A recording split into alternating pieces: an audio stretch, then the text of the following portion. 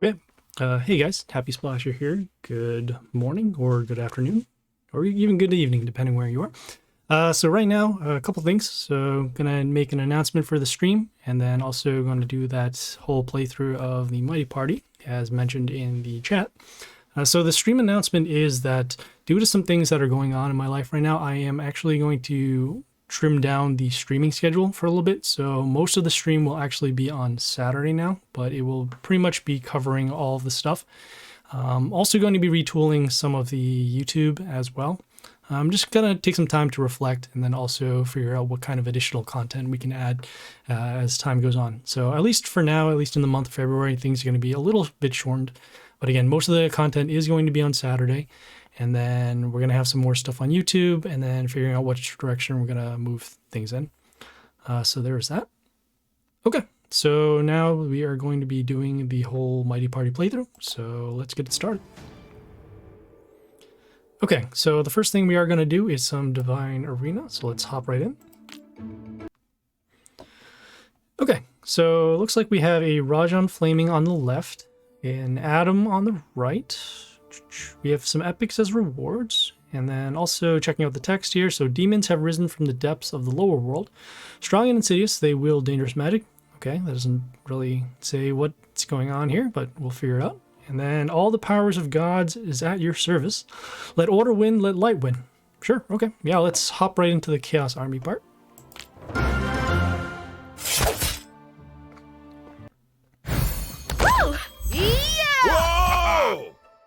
Okay, so let's take a look at the Warlord first. So damage, range summons, also attack boost to order, which are these heroes here. This hero here will deal damage to 3 random heroes except order, okay. And then this one here gives a mental shield. Okay, attack boost to range, minus attack to melee, and then also mental shield. Okay, we have on our side, we have extra damage to the Warlord. Also, when it dies, deals damage to an enemy. Okay, and then we have this hero here. This one freezes ranged enemies for a turn, also immunity and plus health. Okay. So, see this one here. Okay, I'm gonna start with this skill over here, and then actually gonna give this hero right here. So we're starting with heroes with high health. Gonna make sure we get rid of some of the shields first before summoning this hero. So as you can see, it deals damage to a random order enemy, which in this case we want to deal to either one of these. These buildings over here are nature, so don't have to worry about those. But again, want to break the shields first before we do the damage to any one of those heroes. Okay, we also activated our skill to deal damage before the enemy attack. You can see because our melee hero was attacked, this range hero is frozen. We are going to continue. Let me just see here. It's range, there's there. Trying to figure out which one we want to get rid of first. It's probably going to be this one just because of the extra damage they can deal. All of our heroes are not order, so we'll try and deal as much damage as we can over to this hero first. Okay, so we are dealing extra damage over to the Warlord. This hero is getting an attack boost for every time our ranged heroes attack. At some point we will need to attack the Warlord, just because these heroes are a little high in health. So we'll see what ends up happening.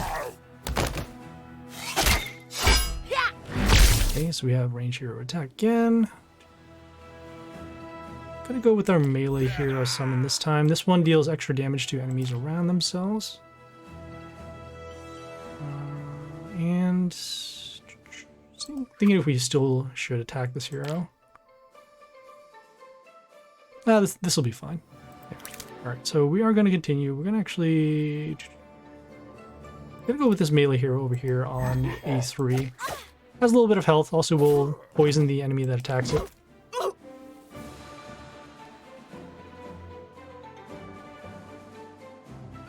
So right now we're trying to get rid of this hero and then probably follow up with some damage over to the Warlord.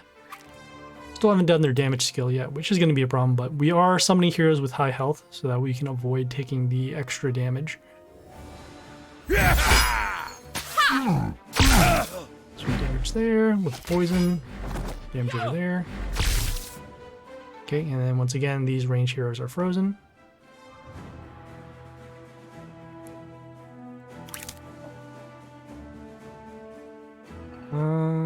Yeah, still I'm gonna go with the melee hero here with the high health.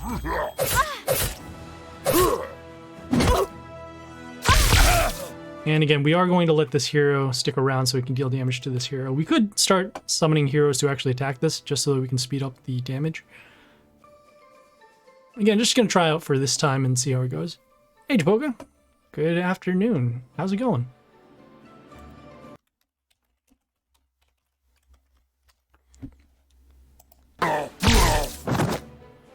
Right now we're doing some Divine Arena as we start off this stream.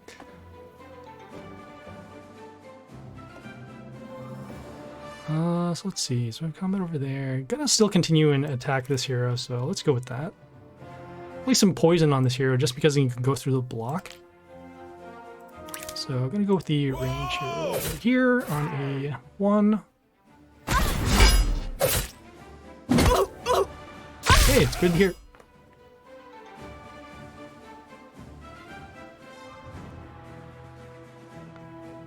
So we are freezing these range heroes just because of the old gods being attacked.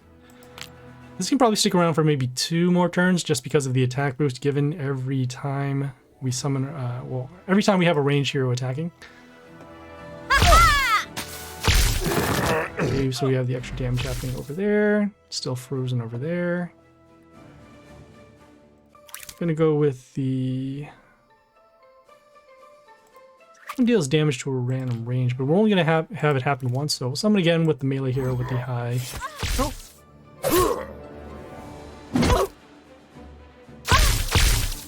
Okay, we still have the poison happening.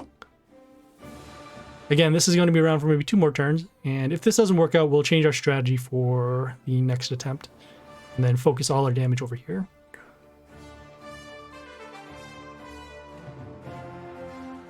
So, still range heroes frozen. We are getting our attack lowered because of the skill here.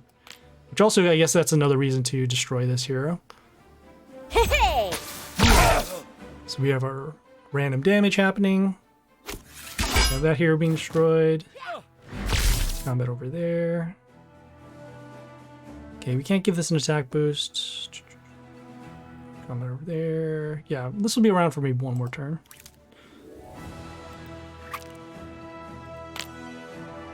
Okay, yeah, okay. Actually gonna restart this and then try it again, attacking this hero instead of this one here. The Atom side was more harder. Why was that?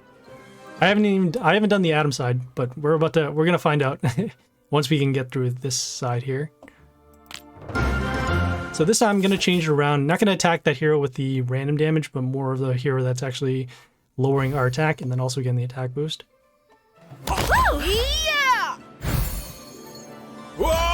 Oh, but they also don't come out in the same spot. Okay, that's good to know. You had the unlucky variation. There's an unlucky variation? All I saw is that these heroes so far are not going to be in the same spot. So maybe that'll help out. This one here, oh, this one won't get an attack boost, so that'll be good. But we are still going to try and get rid of this hero first. So let's see here. This one gives extra attack to random ally. Combat over there. Yeah, we're going to start with our skill anyways, just deal some damage, and then also going to get rid of this hero as soon as we can. So we're going to summon this range hero this time. This one gets an attack boost for every melee on our side, and then also gets extra attack to another ally once it dies. It may die soon just because of the random damage happening with this hero. So this might be a little better just because the attack isn't going to scale on this particular hero. You need the old god to be in the top. Okay, that would make sense because then it would be freezing their range heroes as soon as they attack, and then they would stop the rest of the damage. So, if that is the case, then we might have to restart this again. Which is okay. I mean, we'll do what we can. Right, so let's see. So we can potentially deal the damage over here. Guess it's fine either way. Although I don't want to waste the damage over here. That's 2 out of 3. Yeah, that's fine. Hey! Okay, so we end up losing the damage. It is going to happen at some point.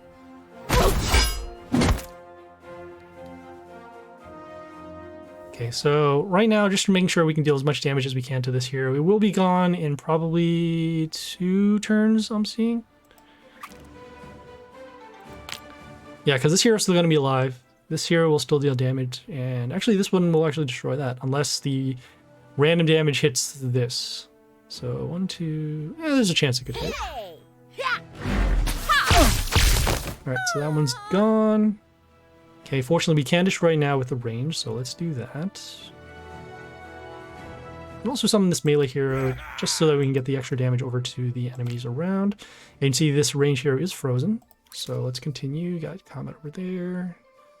Gonna go with the... Gonna go actually with this range hero over here. We are going to need the splash for later on, because we will need to break through the lines at some point. And see that first large hero is now destroyed. Also, these buildings are now destroyed, so we can start going for damage to the warlord instead of actually attacking this.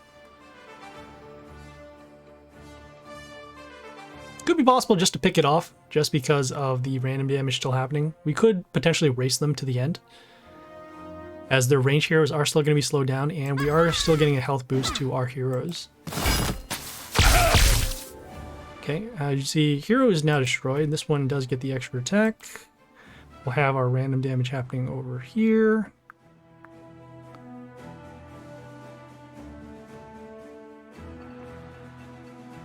Let's see how much damage. So it's 10 off.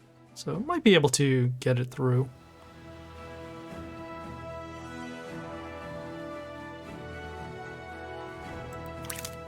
Yeah, well, let's see, combat there, like 816. Yeah, okay, gonna try and pick off this melee hero instead. Okay, so we have that random damage happening. We have damage happening to the line at the end of the turn. And then, if they don't destroy this, we can deal more damage to this hero. Otherwise, we can force them to use their damage skill along with their ranged summons.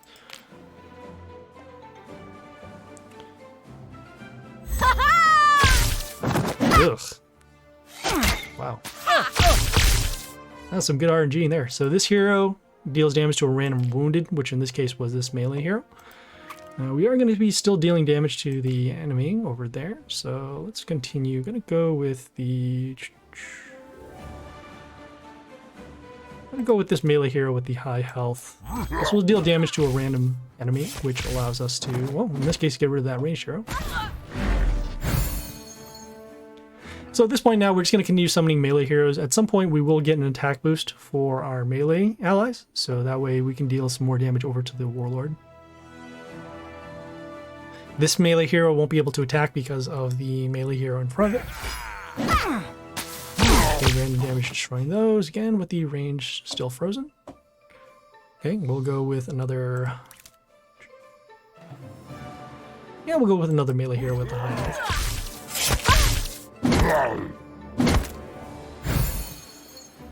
Alright, so we're almost there. So let's see, potentially the next damage would happen over here. Could be destroyed, but again, we're okay with it because of the death trigger.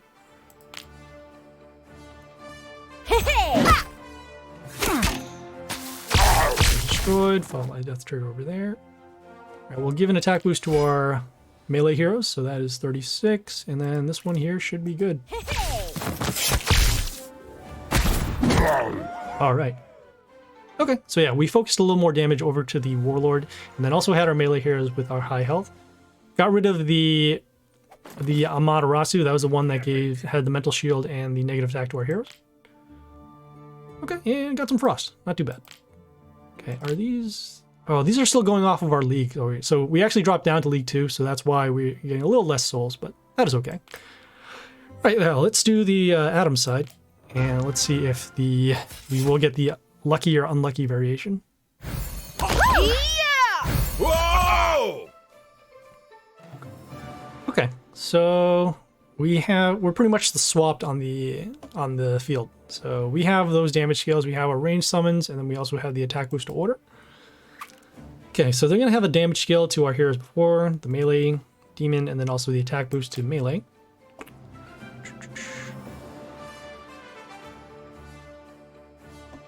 let's try to figure this out. All right, let's gonna deal as much damage as we can over to this hero. We want to protect this hero as we saw how much of an issue it was on our side. So I'm gonna first start with this range hero over here on A1. Give us some options. You can see we're also getting an attack boost whenever any range hero attacks, so it's not just the enemy, but also us. And then we do want to keep this alive because it is giving the negative attack to melee heroes. Alright, so here's the damage skill. So we are going to be losing our mental shield anyways, just because of the attack.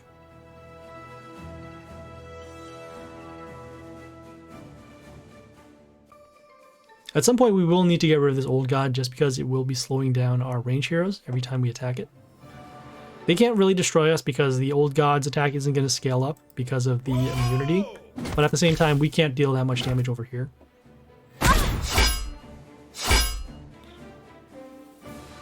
Okay, yeah, this is actually going to be good. We're going to be summoning this range hero next to deal damage to a wounded, which in this case will only be this one because of the immunity.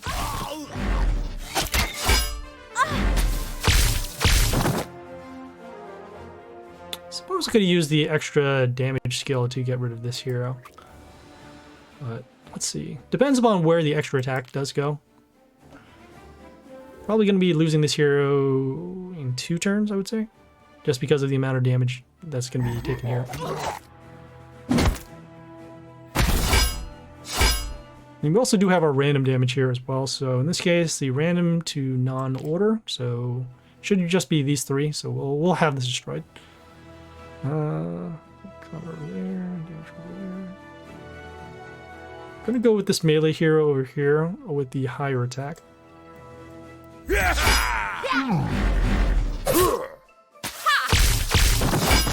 Okay, and at this point, I guess we could have dealt the extra damage just to break through here. That way we don't take the damage here. Our hero is already poisoned because it has attacked this hero once. That's okay. We want to make sure that we don't summon too many ranged heroes so that we're not affected by the old god freeze. Okay, we drew out the demon, so that's good. Already used our hero with the deal damage to a wounded to get rid of the Mr. Devil. Okay, so damage over there, damage there, combat over there. Okay, gotta do our storm skill. Just so that way we can guarantee that we destroy this. And then also gonna go with the... Gonna go with the melee hero next over here on C2. Reason why on here on C2 is because of this damage skill. So it deals damage to enemies around themselves, and I'm pretty sure that around themselves does not mean this particular cell here. So we can at least avoid some damage. And if not, well, we'll find out now. Whoa! Alright, so we have combat here, combat there. Alright, 15 damage, yeah, okay, so it doesn't hit here, which is good. Okay, so we can also just get out of the old god space. So we're gonna continue, gonna do our range summons. And at this point, just try and deal as much damage as we can over to the warlord. So let's see, combat there, combat there.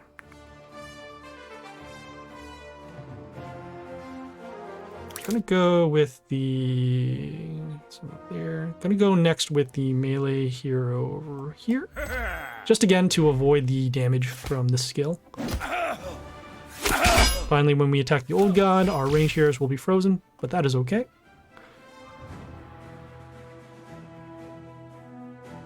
At some point, because of the Amaterasu lowering the melee hero's attacks, we don't have to worry about this hero. I mean, we're already avoiding the extra damage that it deals, so it's just more of the combat that it could deal over here. Okay, so we'll summon another range hero, and this time, let's see. This one gives an extra attack to order. This one gives health boost to melee, which is not bad. Yeah, we'll go with that. Okay, so we're taking some random damage every time we attack this hero. Did get rid of it for now. And at this point, we should be okay as we're not attacking the old god anymore to freeze our range heroes. They do need to deal with this line. And if not, we still have damage over here and should be good over here. Oh, we're going to have an attack boost to our order heroes as well. So that's going to help out a lot. It is it's been a pretty good variation. The old god hasn't been so much of a problem because we have been avoiding it. It is on the bottom as opposed to the top, as you mentioned. So a lot of that free skill has not affected our board. All right, so we'll do our attack boost to order. So that should be enough to get rid of this. We'll deal, okay, so no damage over there, 31. Oh yeah, we're going to be good here. We'll even summon a hero down here just to make sure. Combat, destroy that. Range over here. And damage over there.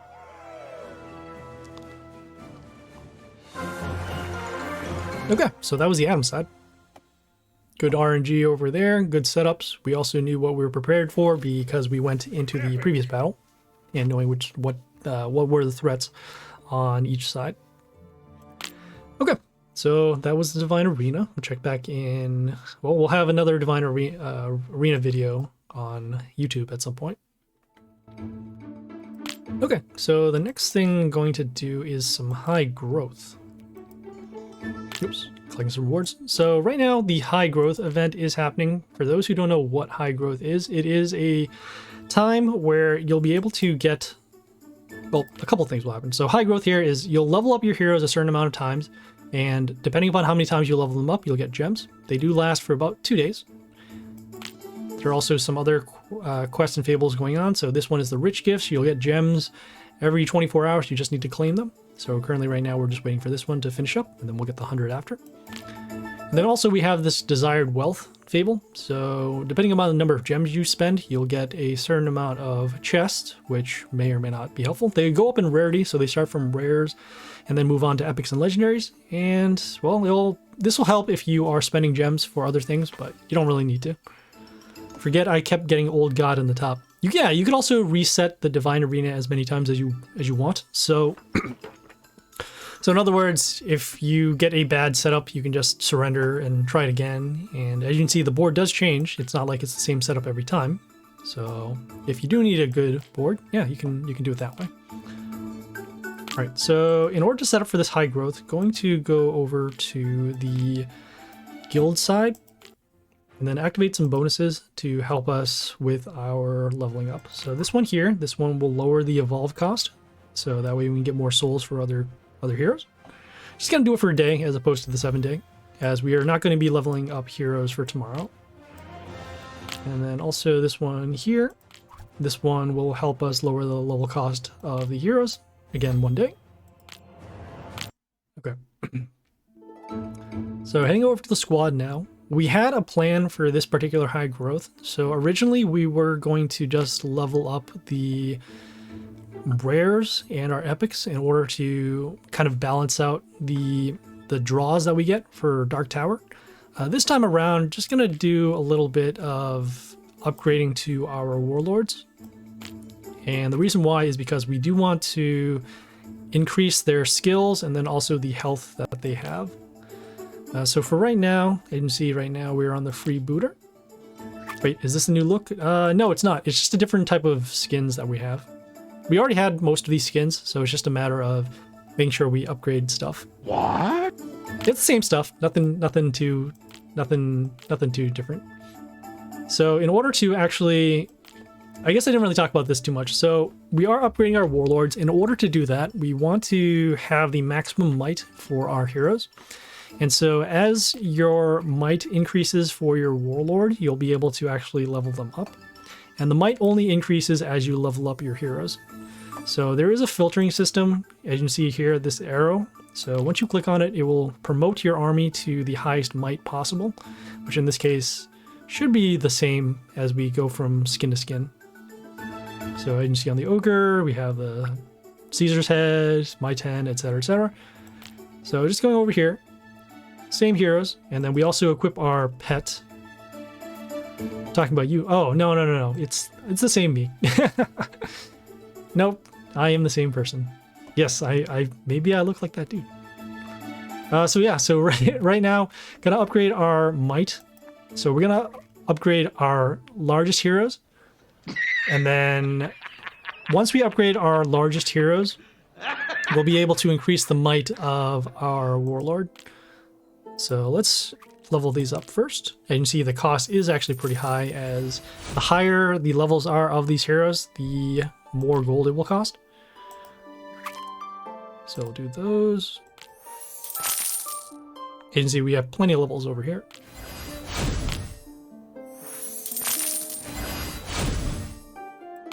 And these are usually going to be our strongest heroes anyways in terms of might and skill.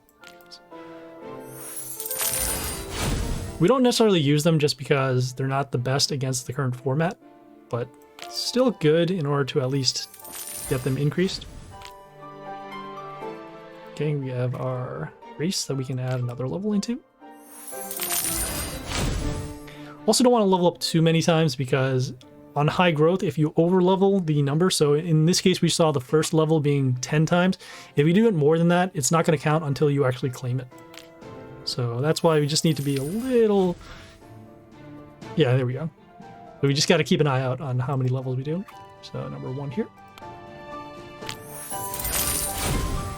Alright, so we now have leveled 10 times. We're going to head back over to the Fable to collect the first reward.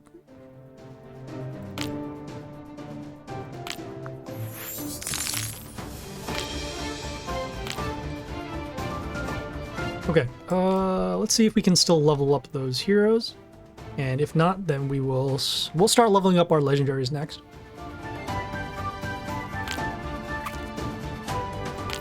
Okay, it doesn't look like it. I guess we could evolve and see if we have them, so let's check out those. Okay, so we need roughly about 2k over here. Gonna filter actually for our rare and then our building. 375, 74, 64. I don't know if we have enough. I'm gonna filter for order and then figure it out. There are some other heroes that can evolve into that. So I'm just checking them out here. This one can evolve into that building. Okay, this one too.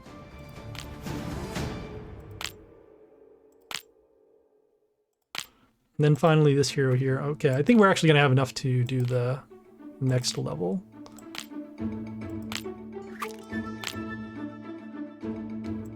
It's going to be short.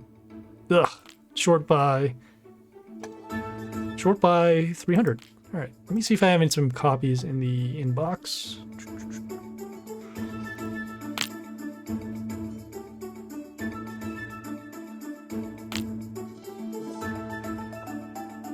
Respond to this message. Yes, I am using Discord.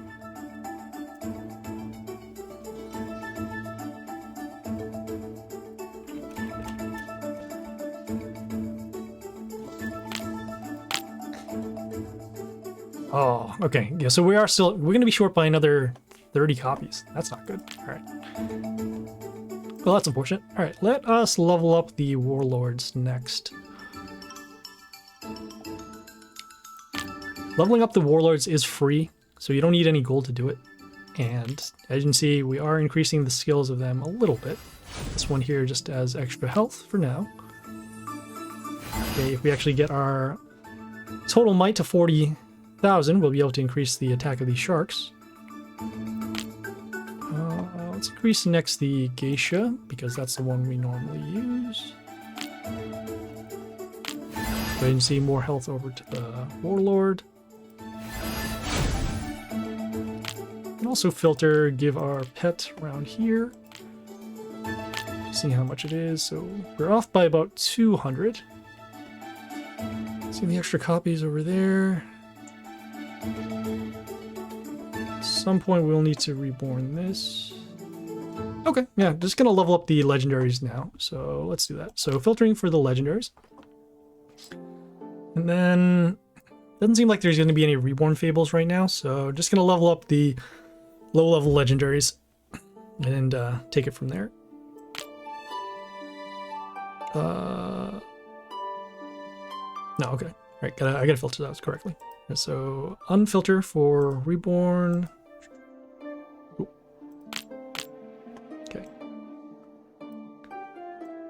So just gonna actually head over to the very first legendaries. These are not, the legendaries themselves are not ordered by anything except by how recent they came out, and there's no additional button to actually filter for them, so you just need to find them and go from there. So we're just dragging it all the way back to the beginning, as I know that there is at least one of them that is low level. You can see a couple of them over here. And yeah, so we have the nope, not this one. This one here. So this Mr. Devil, it is back to level 6. Could get it to level 21. We're just gonna actually bring it up to level 11, as the cost of leveling up does get pretty high, as you can see. Also do want to make sure that their skills are back to where they normally can be. So 13 is not how much it normally does. It can deal a lot more. Roughly around 10k, up to 16. Up there.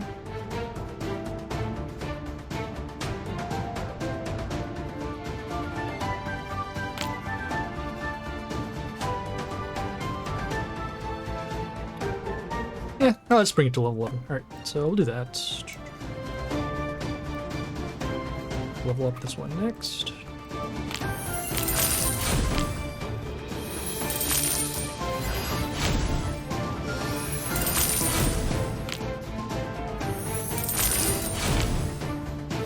Okay, we have one more.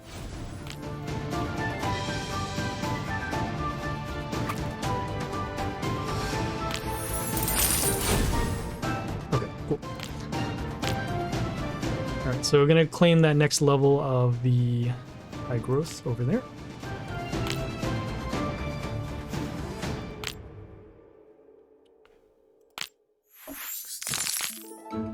Okay, next one is 25 times. Okay, also do know that we have a Goliath to level up. I guess instead we could just filter for the factions instead. Make it a little easier so we don't have to drag it through.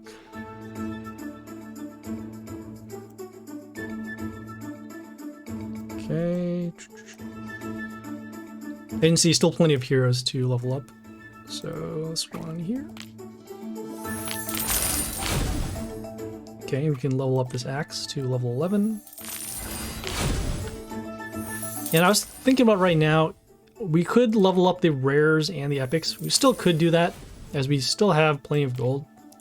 I mean, it's a toss-up either way. Either we can balance out our squads so that when we draw those heroes, we'll have a better chance of having more skills to contend with the other heroes once we go into Dark Tower.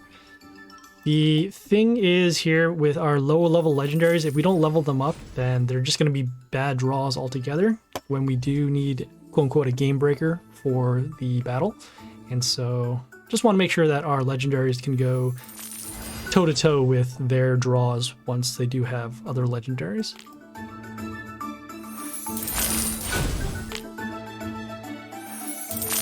Okay, so at least now it can have some decent attack. Also has some decent health now. This building, yeah, level up this building.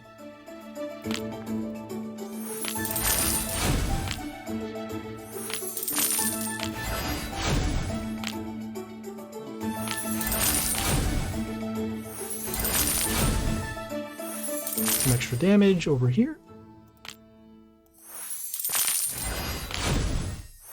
I think when it gets around to maybe the like 700,000, then we're gonna start reprioritizing how many levels we can do, or what we end up leveling rather. Okay, we have the Storm Rage over here. Give it some extra attack boost. Oh, I saw something show up. Might be close to the number of levels. Okay, yeah, one more. Got it.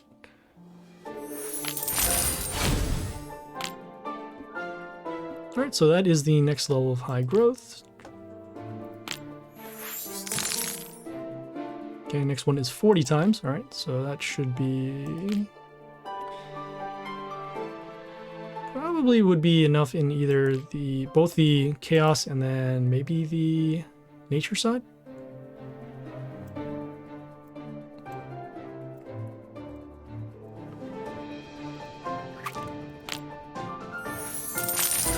can see we have now an attack. We have damage boost for the death trigger, and then also extra damage to the warlord. Improve the skill here for the Chernomorph.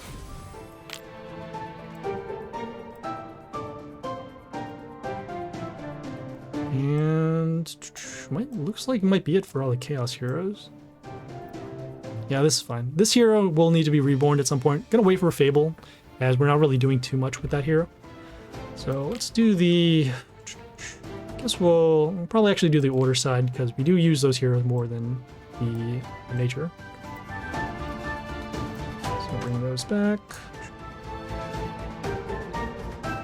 Okay, so all of these looks like they are above level 11. Alright, we'll check the nature side.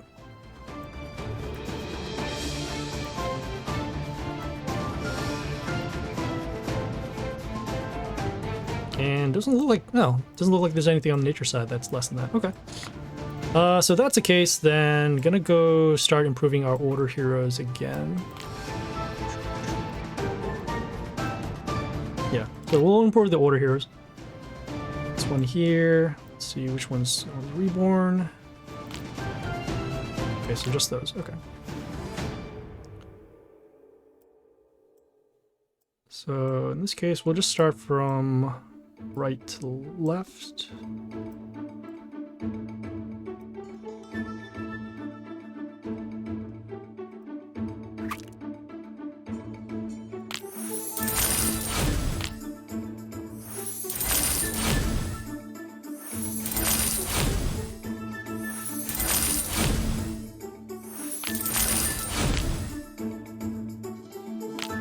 Okay, a little more levels on this.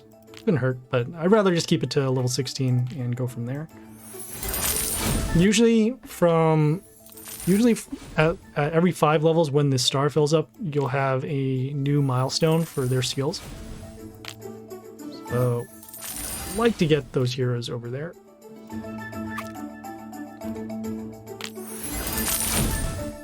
Hold off on that.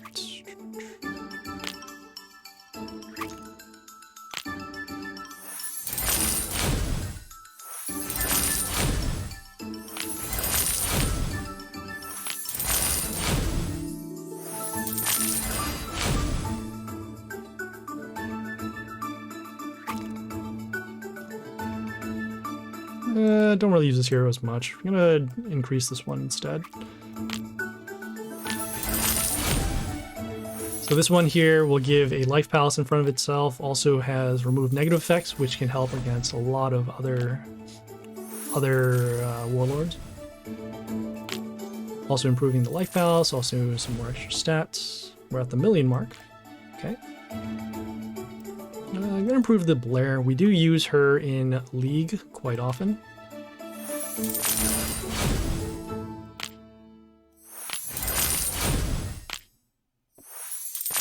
Let's see if she is reborn. Nope. Okay, so this one is on 21 as well. Okay, we can improve this Fury. Get some extra damage. This Fury, once it gets enough levels, it starts to become a big problem because you can flash out quick damage to the Warlord. And then, because of the 3 extra attacks, you can combo with any type of attack boost and then go for a lot of damage that way. Okay, let's see. Probably can improve the Strict next, so that way we can start placing him into our squad.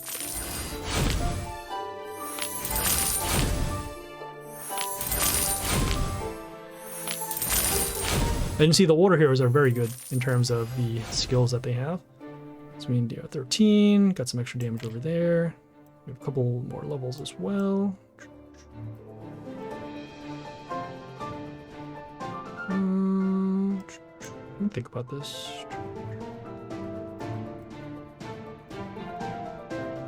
We can improve this Legion. Extra attack boost given. Okay, and also pretty sure he is not... Yeah, he's not one of the reborn heroes, so I'm gonna have to work with that. Okay, I'm gonna put in the increase for Justia over here. Okay, so 3 more. Got it. 1, 2.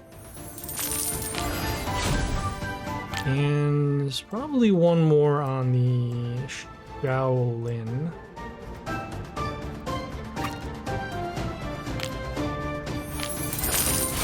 So that is the 40.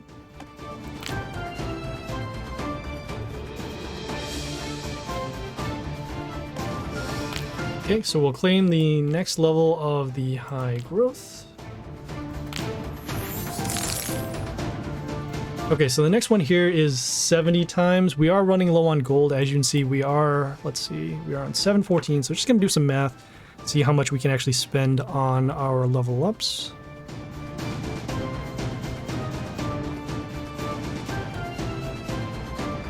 Okay, so we can spend roughly 10,000 per level up. So we will have to start dancing around our squad in order to level up, get the number of level ups.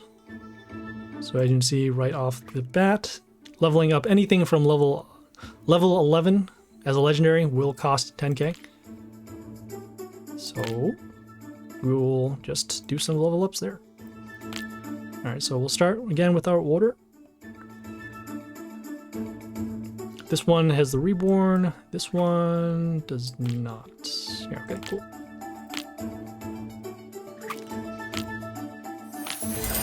Was there a way to just go to the, just level them up without having to go through that particular screen here?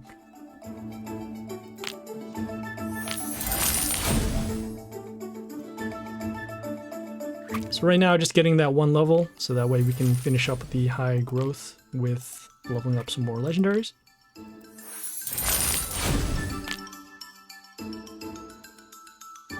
Oh, we also have the level ups from our warlord too, so we can also save a little bit of gold, but at the same time, we don't really use those skins that much, so it's okay to have those available in case we need to level up something else for world events or daily quest, anything like that. So just getting some more levels as seen. Might take a little bit.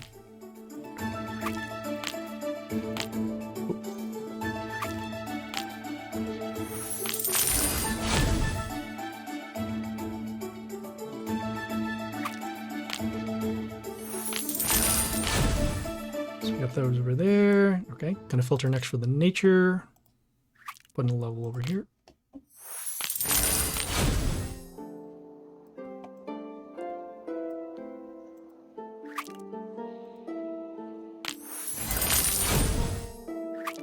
Yeah, the stat boost in between the stars is not that good, but again, it is something that we need to take care of, so that way we can get them to the next levels. This one here.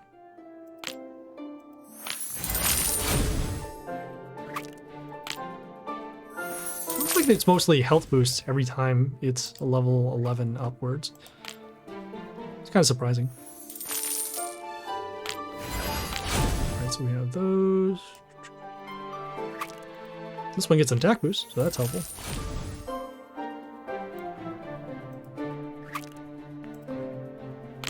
Got that over there.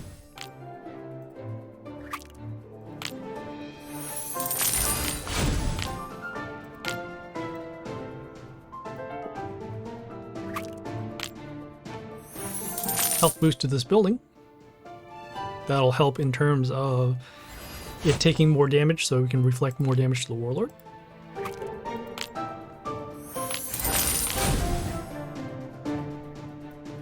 Okay, and level up this mother owl. Okay, now we filter for chaos.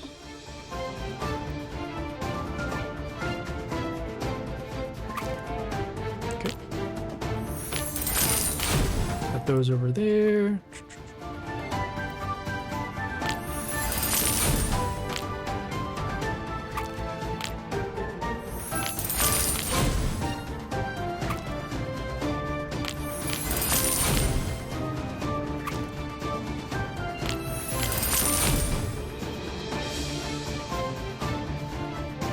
We can level up the Shimuna. More health boost.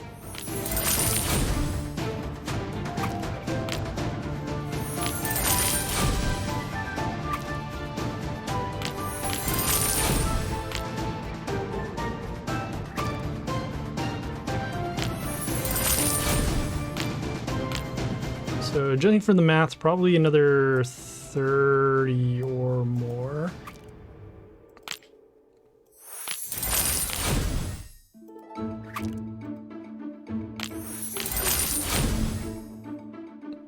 Okay, so if we run out here, then gonna do some evolve to help some of our League heroes. Or any one of those other heroes that can help increase the might of our warlords.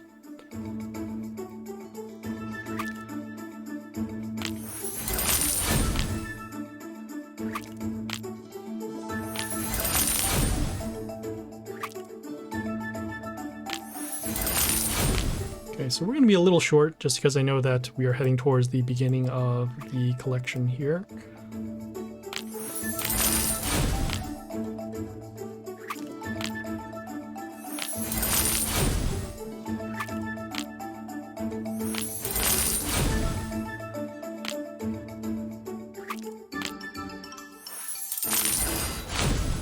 Got those there.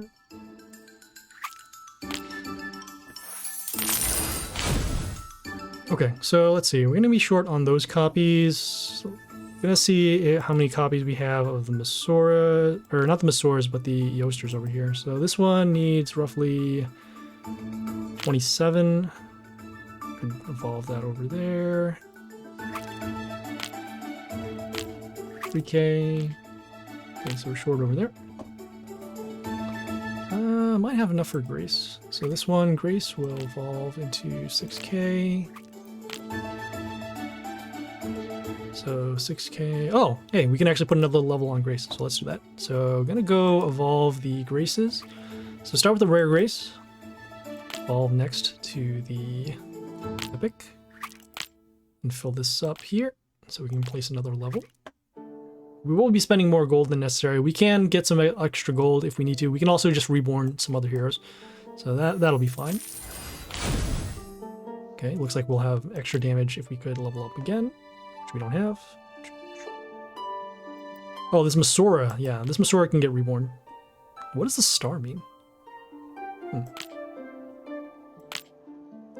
Well, it'll bring the pierce up, bring the damage there. Let me see if we can level up the My 10. So filtering for the My 10 over here. Melee as well. So we need roughly about 300. This one will give us roughly evolve, 68. So I don't think we're gonna have enough. Try that again. So that'll be at 1K, so that's roughly around 1. No, we won't have enough for the My 10 either. Okay, so looks like we will have to level up other heroes. 44. Ugh, okay. So there.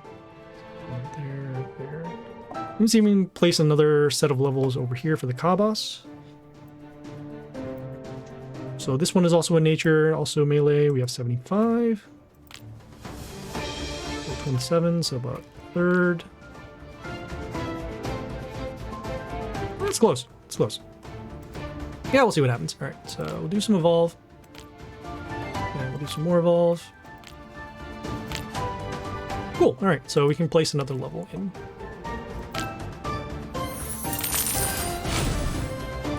And we are off still by about 100. Okay.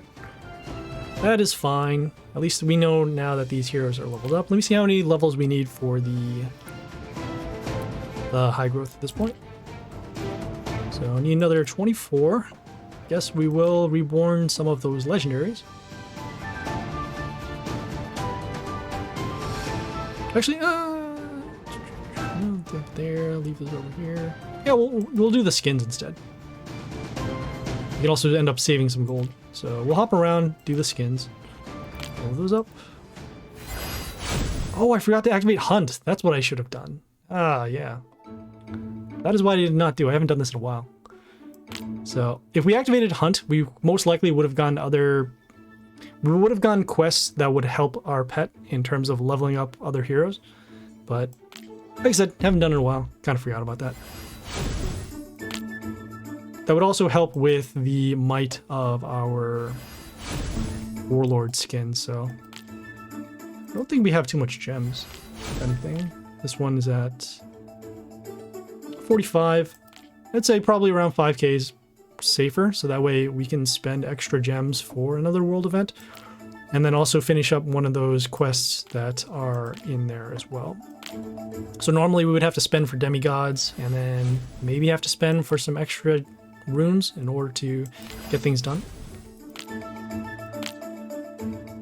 But we will at least have this high growth level done for sure.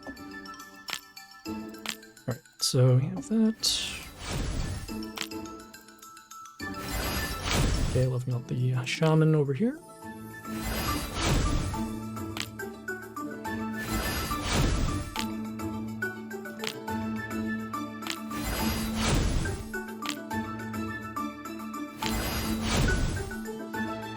Okay, cool.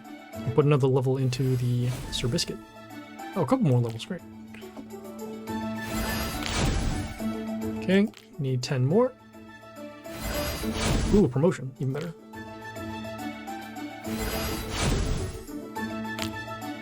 Put a lot of levels into it. Alright.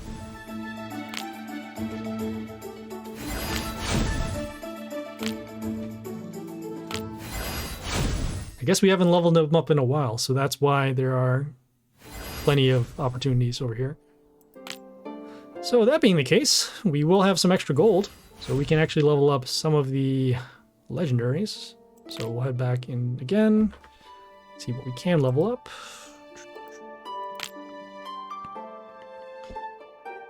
I know there's one order hero in particular that we do want to level up for sure, and it is the Iron Dark. Although, could level up the Legion too. That we can actually place them into the squad. Yeah, let's go with the Legion, sure. That's number 17. Okay, 2 more.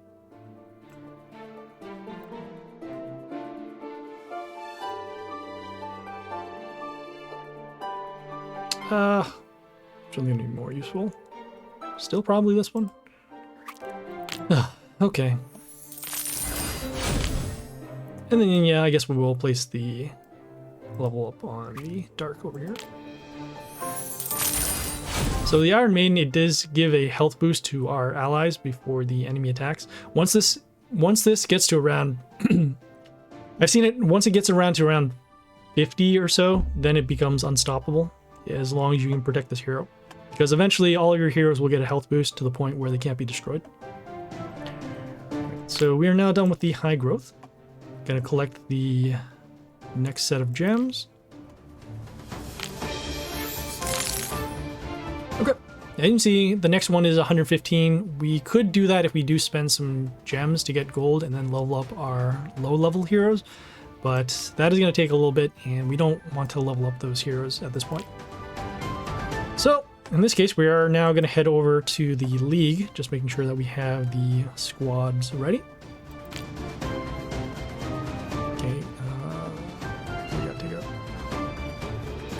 Oh yeah. Okay. So I'm gonna filter for our Blair first, as we did level her up.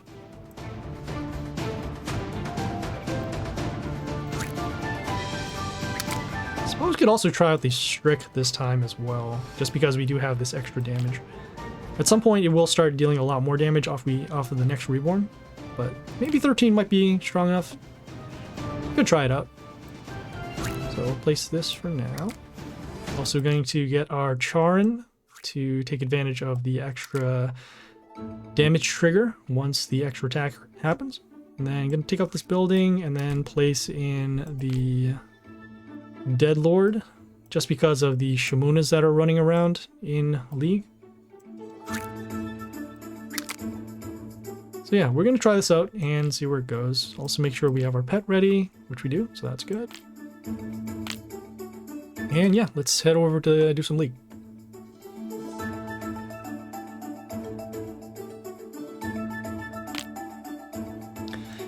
we have 6 battles to fill up our chest. We do want to save these legendary chests for the next world event.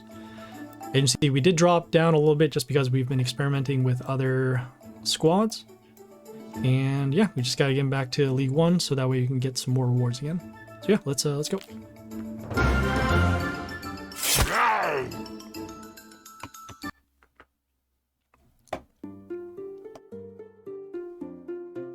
Okay, let's take a look at the squad that we're facing. Okay, so mostly, looks like it's mostly extra summons. Going to be taking some damage off of the Tinker summoned, the Tesla X summoned by the Tinker, and then also a health boost given with the Mr. Flap. Also some extra damage over here and some protection. Okay, so probably going to have to save this for later. Going to go with the Masuras over here on A3. Get some early attackers on the board. And then our strategy right now is to make sure that we can set up for a board wipe with the Yoster. We do have that Geisha Warlord, so we do have the Vampire that can deal damage at the end, and then also the Destruction, which we mostly use in order to wipe out the board. The summons are helpful. That's skill number 3. They're helpful if we do end up having a longer battle, which may or may not happen, especially since they do have a lot of stalling heroes. Stalling heroes, and then also extra summons. Okay, so this is the Tinker. This is the one we're talking about with the Tesla X. The Tesla X deals damage whenever a hero is destroyed. I think over there... this also deals extra damage to our nature heroes, which our Masuras are. So I'm going to go summon next with the Yoster over here on C1. They'll silence the Tinker because of the skill here, so no more extra damage to nature. And also just going for damage over to the Warlord, even though right now they are healing with their Warlord skill.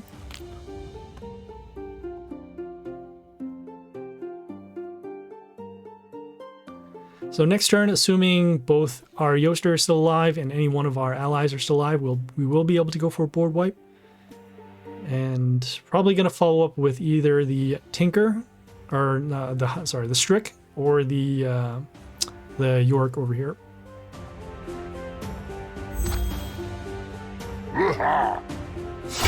Okay, that could happen too. So they have the Groot. This Groot silences the enemies in the line, which in this case our Yoster does not allow for the extra damage. So that being the case, combat over there, combat there. Okay, gonna go next with the Strick over combat there. Yeah, gonna go next with the Strick over here on A2. So first of all, these Masuras will get an attack boost for every ally that gets summoned. On top of that, the Strick will give an attack boost to our allies for a turn once it attacks. And then we're also dealing some extra damage based upon the number of heroes that are on the board. So at this point, we don't have a board wipe now. We could do it just for this one hero, but it's not really going to be worth it. Okay, we draw out the Silence. Have to be prepared for the Mr. Flap or the Shamuna, which we have here with the Deadlord. Otherwise, we can go with the Grace. And let's see here, so we got combat over there, combat there.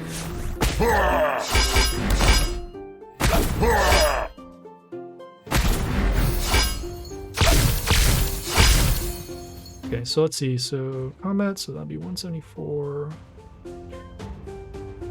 Okay, so we have enough to actually destroy this. Just making sure, just gotta do the math. So 272 plus the combat, so it'll be roughly around 430, and then the extra damage over there. So we will do that. Gonna summon the York over here on A1. So it'll come into play. You'll deal damage to enemies in the line, and then also we'll get an attack boost every time it kills something. In that case, we can get rid of those here.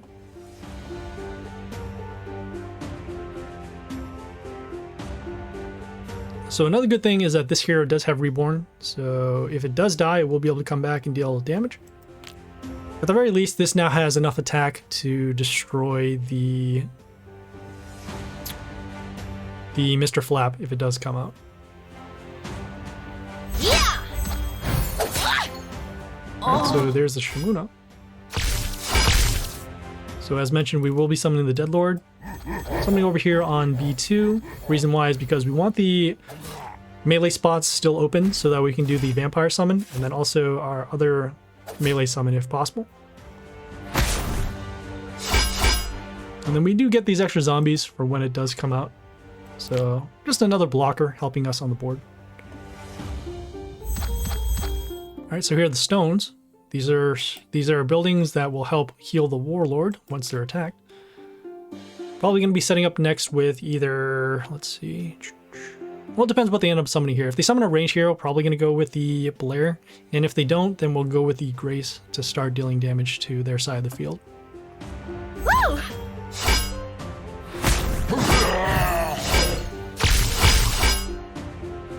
Okay, gonna go with the Vampire. Okay, this Vampire will deal damage at the end of the turn to all enemies, so combat plus the damage will destroy this. And go next with the Grace, because we will be destroying some heroes. Yeah! So once enough heroes are destroyed on both sides of the field, we'll get the 7 extra attacks, which will allow us to deal some damage, a lot of damage over to the Warlord. Okay, so we have a random damage happening.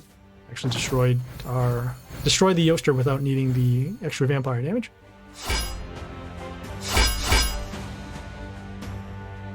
Okay, as you can see, these buildings are also marked for damage too. So with the 1 over here, got 6 over here with on destruction, and possibly 1 more with any one of these 2 heroes. So that will allow us to go for the damage to the Warlord.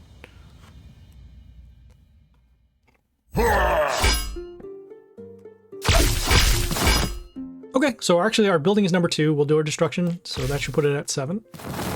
Okay, and then we can just skip the turn as the normal damage from the 7 extra attacks is enough for lethal. The Mr. Flap does have immunity from all skills, so the random damage won't actually destroy it. But at this point now, because of the extra attacks, we have lethal here.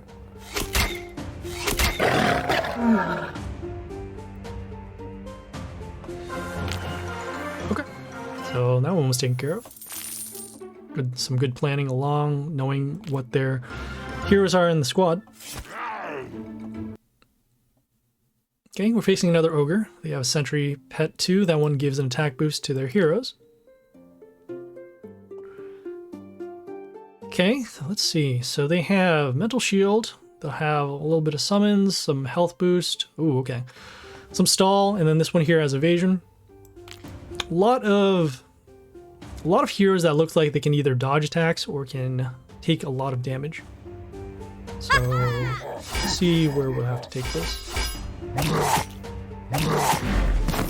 Okay, this is the newest hero, the Tiling Dragon Dance. So summons the Mushus, and let's see. So deals damage. This hero will deal extra damage whenever an enemy is attacked around. Gets an attack boost for the Mushus. Mushus deal damage to a wounded enemy. Okay. Probably going to be losing this one, as we will be taking a lot of damage right now. These Mushus also do extra damage once we attack the, what is it called? The Dragon Dance. Alright, so in this case, let's see. Combat over here, wouldn't take that. We can't attack this directly even with the York. So what would happen is the York would destroy the Mushu. And once we attack the Mushu, we'll be taking at least 272 damage twice because of the other Mushus. Or once we attack the Tiling, we'll take extra damage. So in this case, going to go with our Vampire. And then, let's see, combat over there, combat there, switch over here. Going to go with the Grace over here on D1. Yeah! We do need some protection with our building, and hopefully our random damage can take out at least a couple of these Mushus. We got rid of 1. Okay. So this is the problem now because our Grace still isn't strong enough to deal the extra damage. We could give it a boost, and as you see, we are far from leveling it up.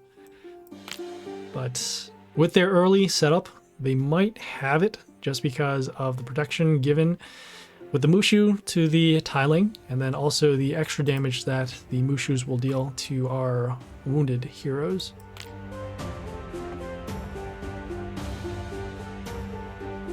Suppose if our Grace did deal the random damage first to destroy the Mushus, then we could go with the York. But then that would involve placement over here. And we can't leave the Grace out in the open because it will be destroyed. Kind of like this, even with the building in front of it. Alright, so let's see. Combat over there, combat there. Mental shield. Walk over there. Okay, we can go with the Dead Lord to at least transform this melee hero. It does have mental shield, gives mental shields at the end of turn.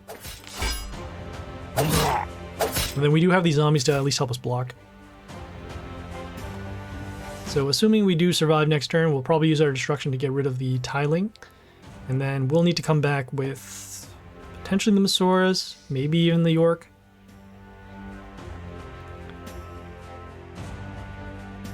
This hero is still protected by the mental shield given at the end.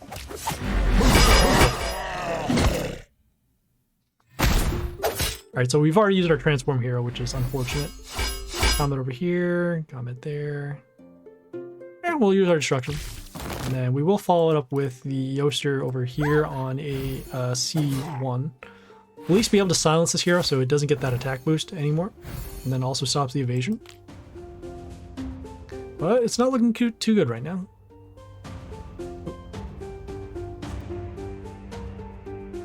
There we go.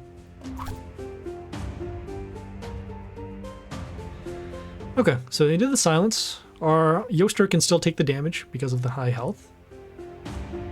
Probably next turn, either going to go with the Masoras to help us fill up our row, or maybe the York to protect our other heroes. Hey! Okay, so we have the Aphrodite. It deals extra damage at the end based upon the health of an enemy. Summon the York on A1 just to get the random damage out to destroy it. And at this point now, you will probably summon a melee hero to destroy this to get some health back. Aside from the Aphrodite, they don't have any other extra random damage.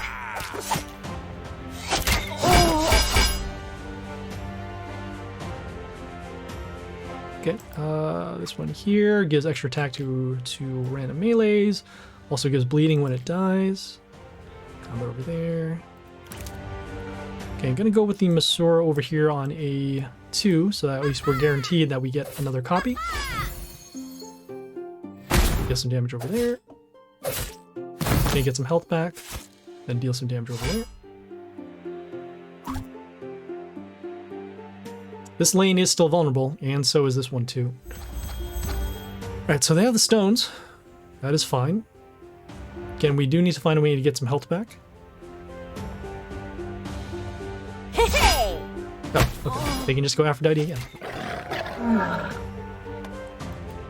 That was unfair. Alright, well, let's keep going.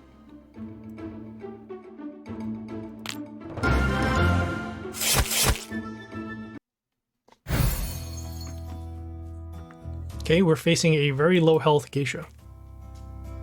These skills over here. Take a look at their squad, see what we're facing. Okay, so it looks like a lot of extra summons that will power up either the... Well, will power up either the Axe for the random chaos, or the Grace for the damage. Okay, gonna go with our Vampire actually, and then follow it up with the York over here on B1. So by destroying these buildings, we'll get an attack boost, and then we'll also do the Vampire summon to open up the other lanes.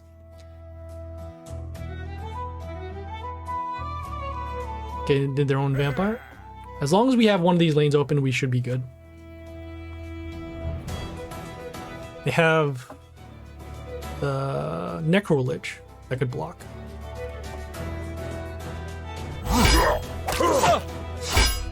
Or they just do the act. That was weird. Alright. Yeah! This melee hero can't attack. I don't know why they did the summon behind that. Unless I assume they went attack and then destroy this, so this can go through. Very, very puzzling what they just did there.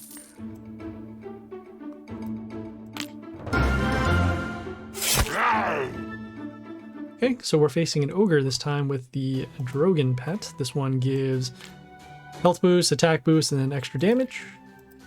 Let's take a look at their squad. Okay, so they have some freeze heroes. They have silence, also have a My-10 that can deal damage, and some board clears with the Grace and the Shashou.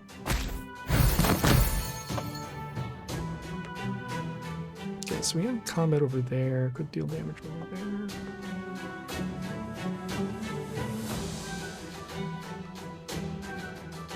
I'm gonna go with the vampire first to actually get rid of this Alexandria. So next, I'm gonna summon the Blair over here on C1. We'll set the range health of this to 5, and then before any one of our heroes attack, they get Pierce.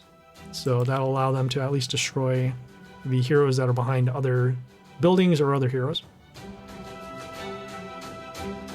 Also trying to set up to make sure that we can give Mental Shield to our other heroes. So that way we can get around the Blair and then even the Shashou for later on.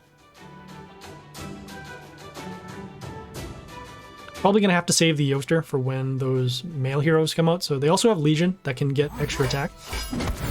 So here's the Shashou.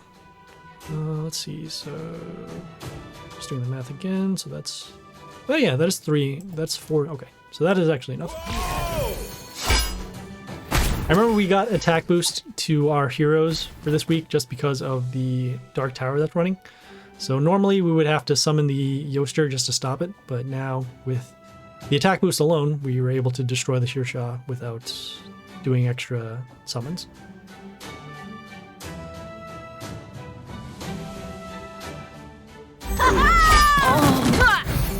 So here's the My-10. This deals damage equal. Oh wow, only 75. Normally at this point, everyone has everyone has 100% on their stuff. So let's see. Gonna come over there. Gonna leave this My-10 alive and actually gonna go with the Charn over here on C3. To help us block for a little bit, the My-10 does get an attack boost for every male hero that comes into play, but in exchange we are getting these extra attack runes, which will help us trigger off some of these skills twice. And then also we'll be able to give Mental Shield to some of our heroes before the enemy attacks. Looks like we did trigger the silence, so now the attack boost is gone, but this is okay. Still relatively good attack and health. We also do want to draw out some of their stronger heroes to get rid of. So if they do summon Grace, we can actually counter back with our own Grace. We have this over here. This one will freeze our heroes before... freeze our heroes every time they attack the Warlord. So let's see, combo over there, damage over there. Yeah, we can get rid of both. So we'll do this. We'll go with the...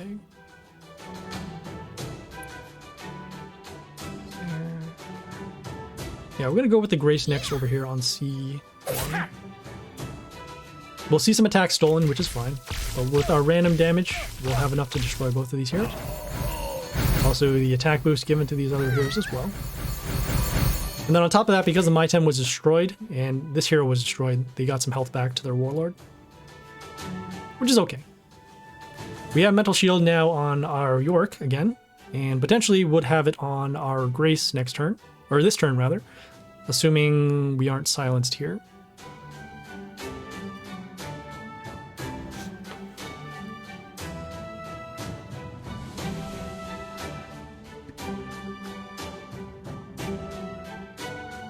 With these extra attack runes, we can set up our Masuras to deal some more damage, and then also the extra copies will get extra attack as well.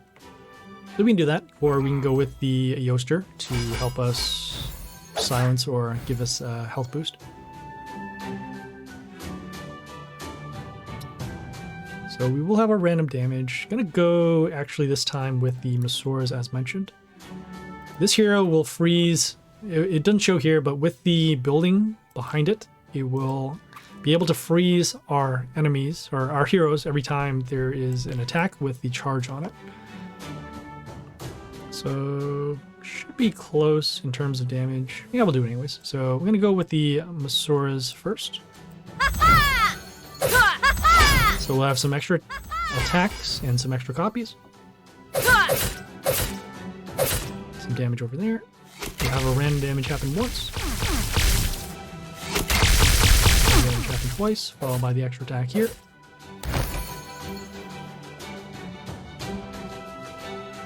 So at this point now, we do have a couple more of attackers on the board. We do have protection with our Grace. Should be all set, even if they do the stones, as we'll have the board ready for wipe with the Strick because of the extra attack runes and the number of heroes that are on the board.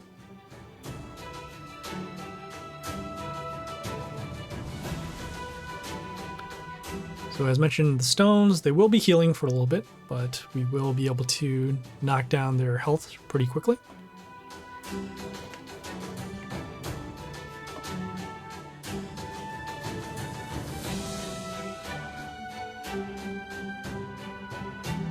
I don't remember if they have Yoster. I don't know if that's going to matter at this point.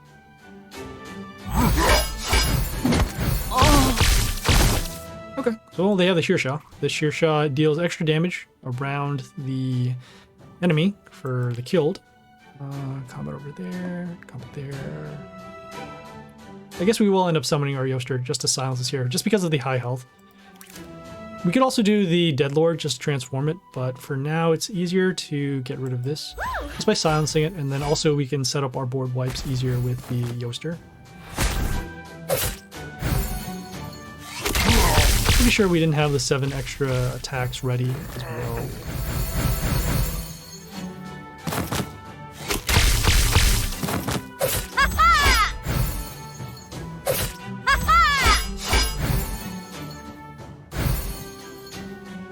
So at this point, they can't even get rid of the Yoster because they don't have the only silence skill they have is one that is the ranged silence. It's not the Groot, so they can't immediately silence this.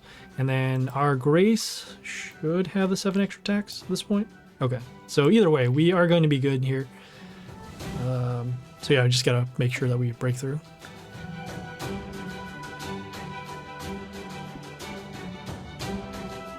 Ah! Why is it chugging along so badly? Is it because of the number of Masaurs that are on the field? Okay, so we'll do our board wipe and then we'll just skip the turn as everything is now open. And there we go.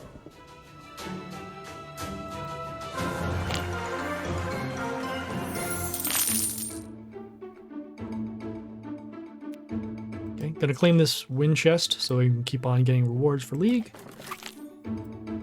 Dominus, not bad. Alright. Got a couple more, so let's get those up.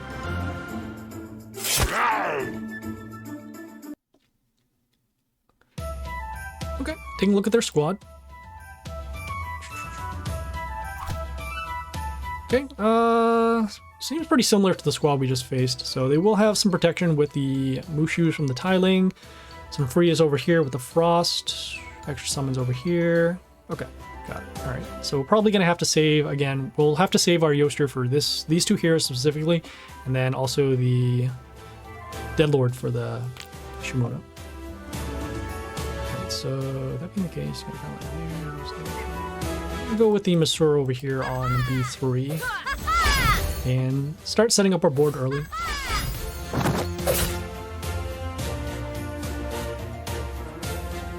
We'll have to use the Grace in order to pick off some of the other protected heroes, because we will need to get rid of an Yoster at some point, and potentially a Grace too. So that being the case, gonna hold off on using the Blair until we can draw out those heroes, and then we still have the option to get rid of them with the Grace or the York.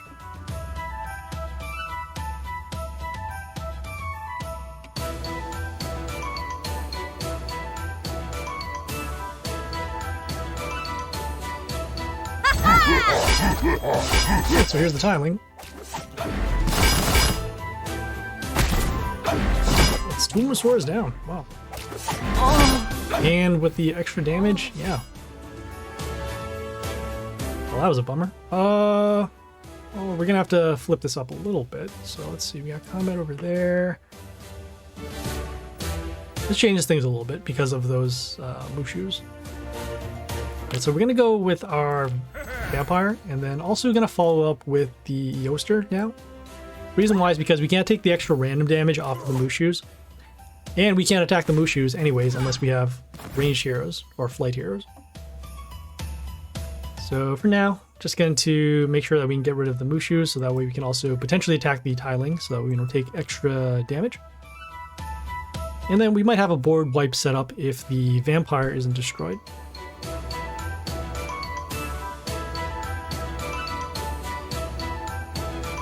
So it's going to be close. Alright, and you can see the Shear Shotgun attack boost for every wounded hero, which includes their side as well. We will be doing the board wipe as we are running low on health. Okay, and then at this point now we're going to follow up with the Charn on C3. Reason why is because we need those extra attack runes to help us counterattack once the silence does occur. And then also we can give some mental shield to our heroes as well.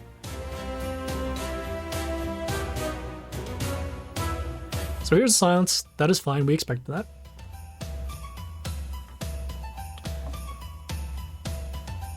Probably next turn, gonna go with... Could be either the Grace or the York. Might actually be more towards the York, just because we do need to protect our lanes. Damage over there, okay. Alright, so the Shadow Shimuna has the Shard. That Shard will give Mental Shield. And then it'll also die. Let's see, we got combo over there. There. Okay, so gonna summon the York on the extra attack rune on B1 over here. Won't be able to deal damage just because of the Mental Shield and then also the Shard, but we will potentially be able to give this Mental Shield. And then because of the Reborn, at least we'll be able to still stay alive.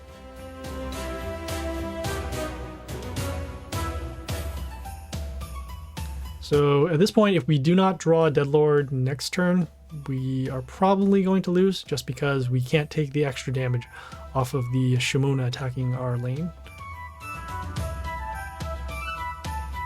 Seeing what other things we can draw into. Let's see. Oh, Misora won't even help you. Okay, well, here's the Yoster. So we could do that, although then we'd have to deal with the Yoster next turn. It does silence our male hero, so no more Reborn. It also deals damage and also gets the health boost. Probably more important just to get rid of this hero altogether. So we will do that. Come over there, come over there. I'm gonna summon the... Yeah, I'm gonna summon the Grace over here on C1. That way we can give it some protection if it does survive.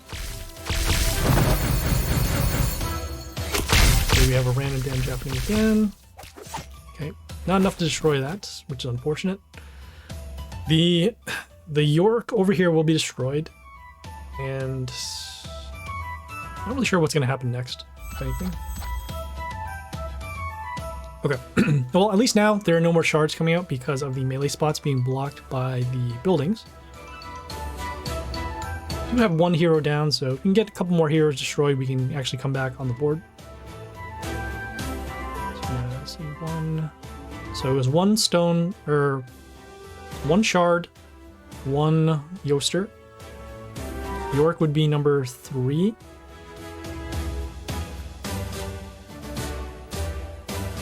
Yeah! Oh. There's Grace.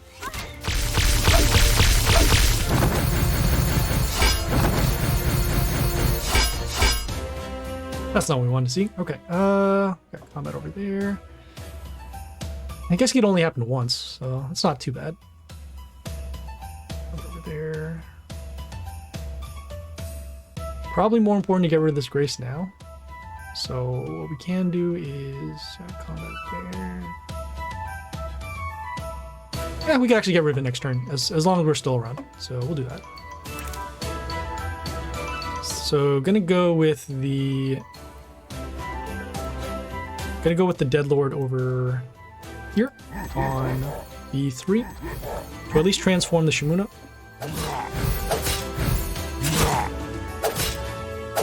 Next turn we will have our summons, and those will actually help us power up our Strick. Assuming we don't end up using these extra attack runes, we can wipe out the rest of the heroes behind. And also getting rid of the Shimuna was a little better just because of the attack boost given with the Grace. So already the Shimuna itself was threatening lethal if they did attack the Warlord, but at least now the Grace cannot, unless somehow we lose these other heroes. So we have the Legion here, get an attack boost. Also get extra attack here.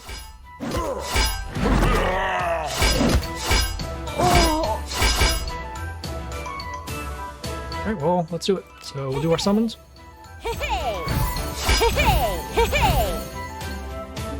Of course it lands there. Alright. So we have combat over there. Extra combat over there. And they'll be able to run through our heroes no matter what. Don't think we have enough damage off of our... Let's see, 1, 2, 3, 4. Yeah, we won't have enough damage to get through this, just because of that Legion that came out.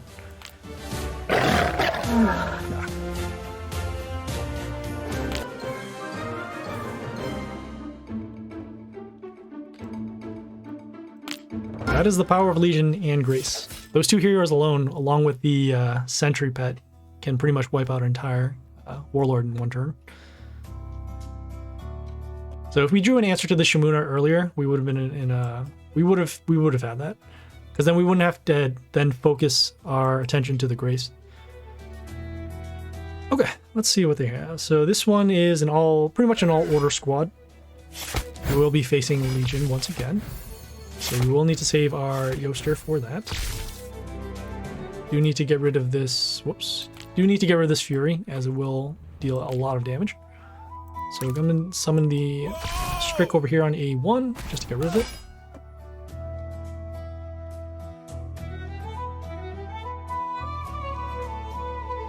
Alright, so these are the block runes coming out from the Jimmy Rocker Boy. They will have other summons that can do splash damage, and they will count as order heroes, so they will help the Legion.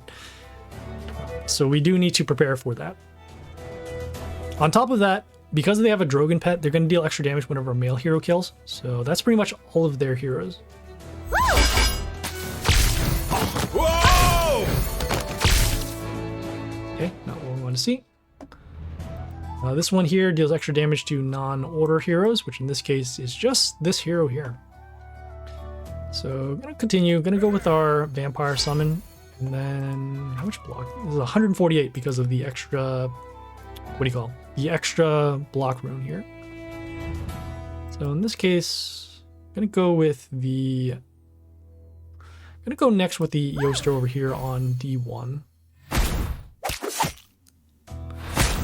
Oddly enough, don't want to attack this building because the Legion cannot attack behind other heroes. So the only open spot that they could do is this lane here. So if we do go for a board wipe, we just need to make sure that we protect this lane. And if we don't go for board wipe, well, just got to make sure we can get rid of the Angelia. This one gives mental shield to the Warlord as well. So it looks like this hero will most likely be destroyed this turn. Might still stay alive, but we'll assume that it does get destroyed.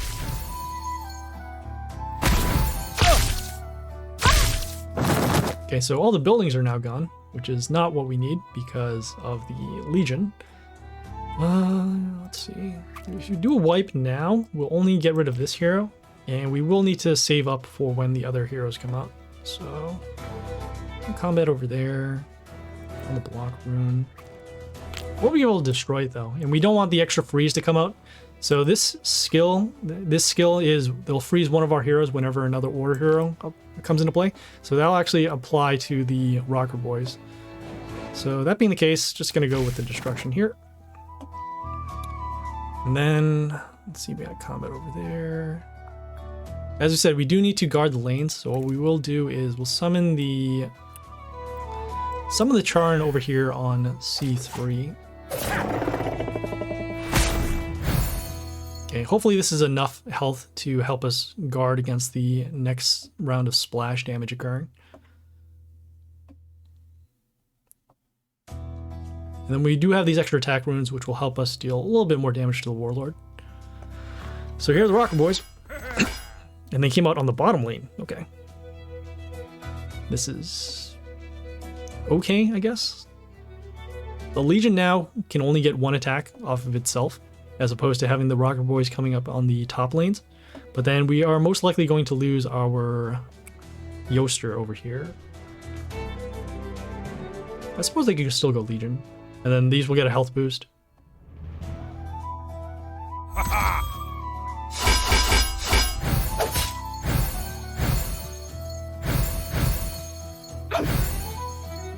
Okay, hey, they're still alive. That's great. Okay, cool. So in this case, we can actually keep our heroes around.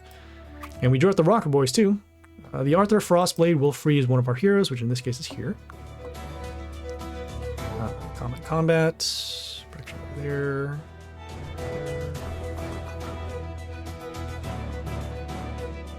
Yeah, I suppose this is fine. All right. Gonna go with the Deadlord over here on. No, Deadlord over here makes a little more sense. So summon the Deadlord over here for the transform to get rid of the Arthur, get rid of the building, and then we'll still have these extra attack runes which we'll need for the Grace. Yeah, we just because of the planning that we ended up doing, I think we're in good shape. Especially too, yeah, that Rocker Boy summon did not go the way that it normally does. But we did guard for worst case scenario. Their splash didn't seem like it was going to be enough to wipe out any of our heroes. I guess they could have went here, and then they'd have an open Legion. That would really be it. Well, the open Legion would still be blocked by the Yoster. All right, so let's see. Got the Masuras over here. Gonna go with the Grace on A2. Yeah. And because on A2, because we do want the extra attack, and then we also want the attack boost to happen to our heroes before they attack. So combat here, and then looks like we will have the lethal off of the Yorick.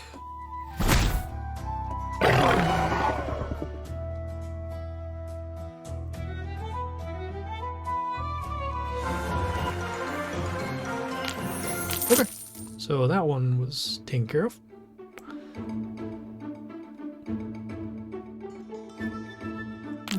Just close this out and then see what's going on here. It's so choppy all of a sudden.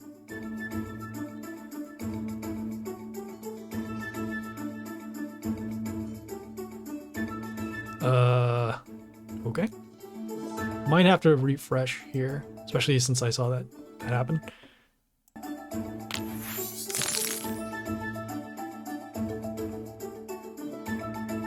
Yeah, I'm just gonna do a quick refresh because this is bad news here.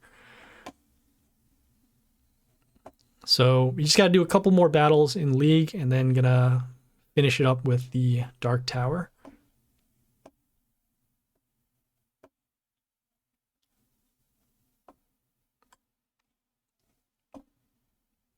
And I guess in the meantime, can plan out for the next stream. So I know that there's going to be a world event happening next week, which in this case, it won't be high growth. It will be, I think it's called The Longest Night. And those heroes are actually mentioned on the Mighty Party Wiki. They've run that event a couple of times already. And so we do have those heroes prepared. And shouldn't be too much of an issue. Just got to make sure that we have enough gems and potentially copper coins. That's going to be on the same week that Pit runs, so we'll have plenty of chests to go through and plenty of resources to carry over. And then, trying to remember if there's anything else going on. Yeah, I'll look at the schedule of the events and figure out what to do from there.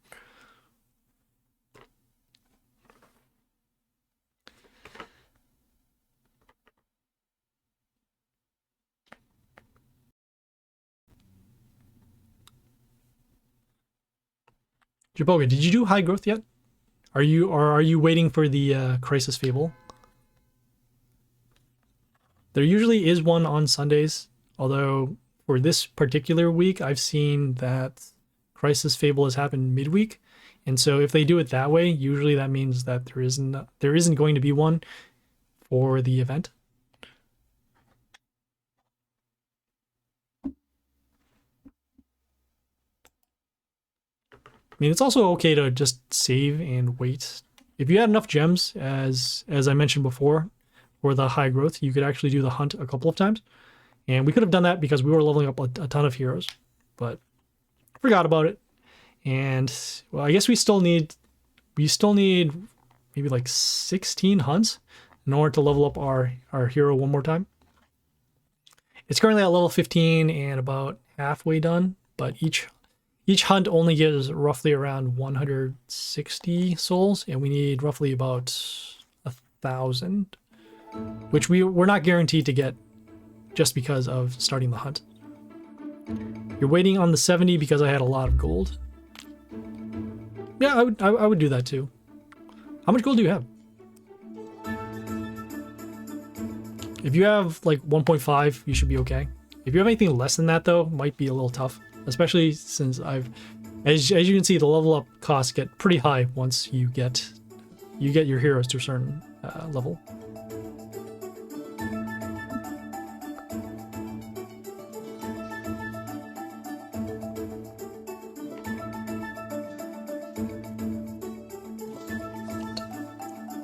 What is this?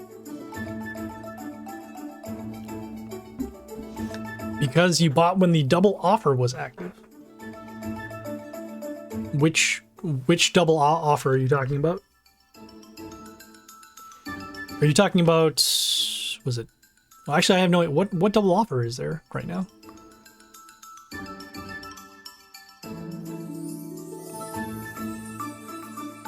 Would it be? Well, probably wouldn't be gems. Would it be double coins? Oh, okay, yeah, 2.8k. Okay, 2.8, 800. Yeah, 2.8 mil is way enough.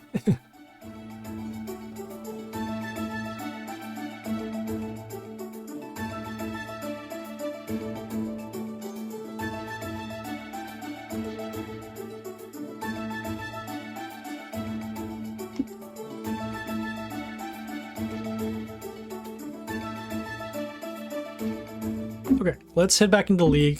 Hopefully it's less choppy now. Although you can kind of see it's slowing down already. Okay. The 100k offer. Oh, okay, yeah, then for gold. Yeah, that would make a lot of sense.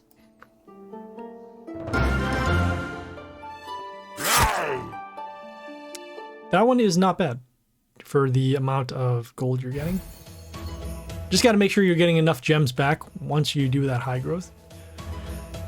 Okay, so let's take a look at the squad we're facing. This one has some freeze, some extra damage with the... Okay, so I've seen this combo. So they have a Fury and a Ghosta, which will deal extra damage once the Fury attacks. Some extra copies over here and some negation. Okay, got it. Okay, gonna start with our Masura over here on A3. Get some copies out. We will be saving the York for when the Ghosta comes out, as most likely they will summon it behind a building, which in this case will be this one here. And we would want to get rid of the Ghosta so that way we can stop the damage to our heroes and to our Warlord as well.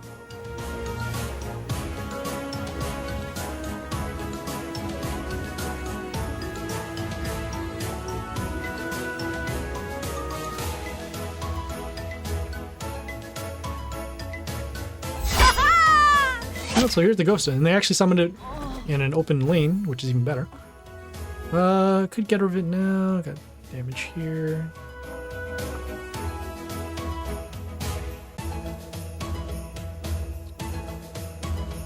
Suppose we can just go for a board wipe instead, so we'll do that. So I'm gonna go with the Yoster over here on A1.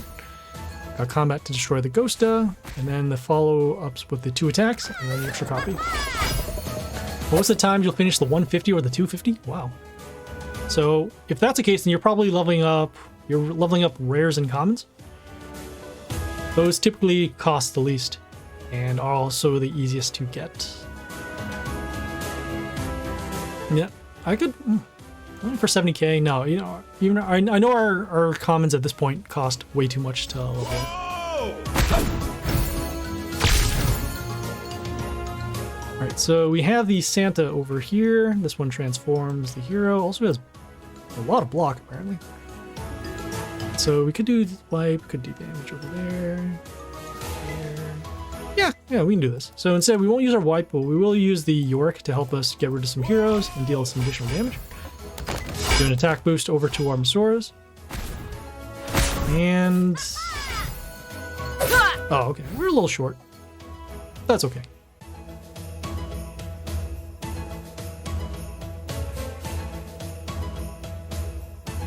At some point, you won't be able to do that in high growth anymore because your commons and rares are going to be too strong. But in terms of getting gems, I mean, that's the best way to do it, if anything. It just seems counterintuitive because at some point you won't be using commons anymore, at least for combat. Rares, you will definitely use them in Dark Tower and in Pit.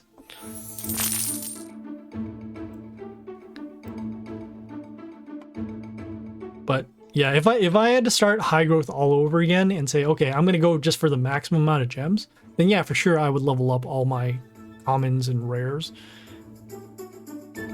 It would make your squad a lot weaker, but at the same time, you'll get a lot more gems, which you can use for anything, pretty much. Alright, so we got one more battle over here. Let's see what we can do. Let's take a look at their squad. Don't crush my skull.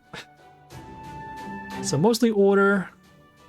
Yeah, it's all order actually. So we're gonna see some extra freeze with the frost, giving mist to our heroes, immunity to all order. Okay, got it. Okay, but no Groot and no Masaur. Okay, so they start with their own grace. We're gonna go with our Yorick over here on P1, get rid of the building, and then destroy the grace over here.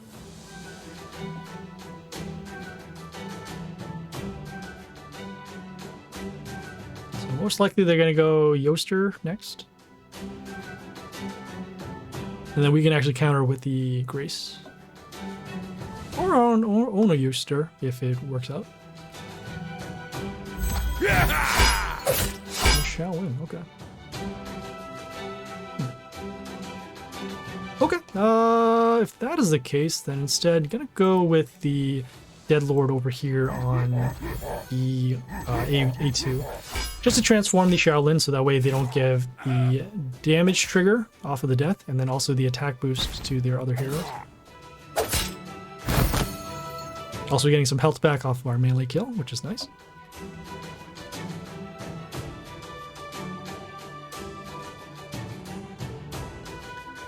And do want to focus on getting rid of their heroes.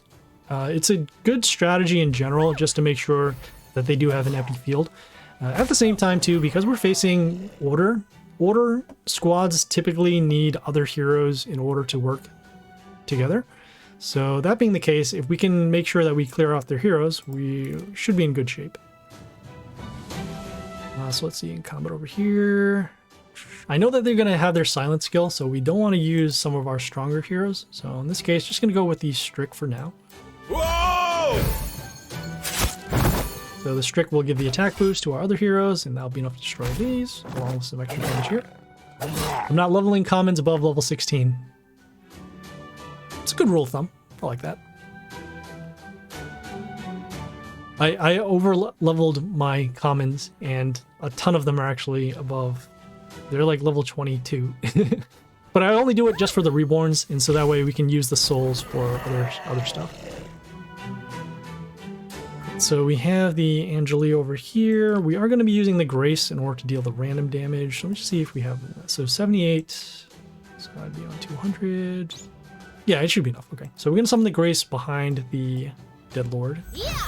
For some protection, you'll see the Mental Shield given to the Warlord, which is fine. We have a random damage plus combat is enough for there. And if we didn't have enough for combat, we would just summon the Grace over to attack it. But this is fine. If we draw the Silence, that's good, because then we can summon our other heroes. And if we don't draw the Silence, we'll still have plenty of random damage still happening.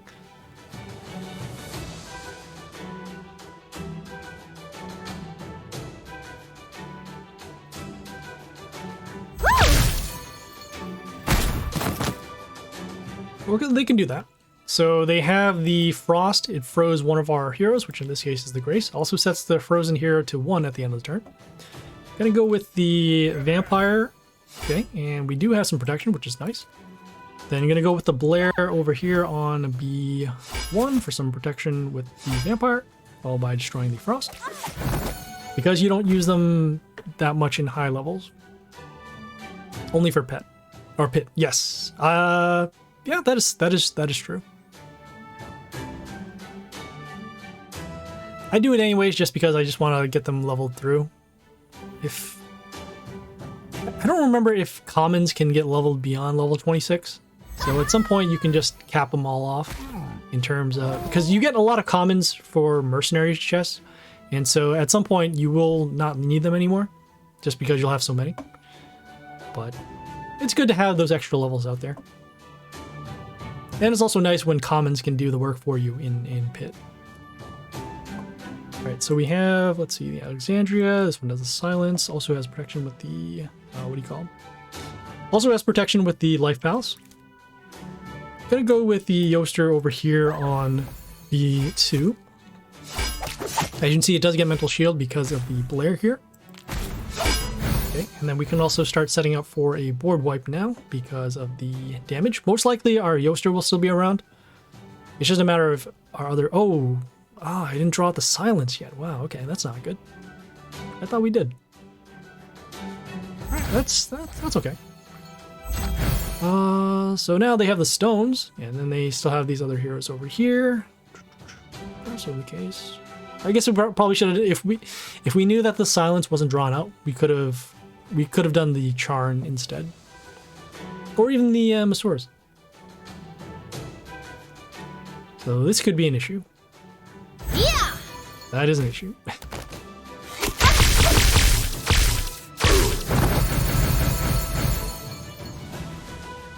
Oh, yeah, this could be an issue. Got combat over there, combat over there.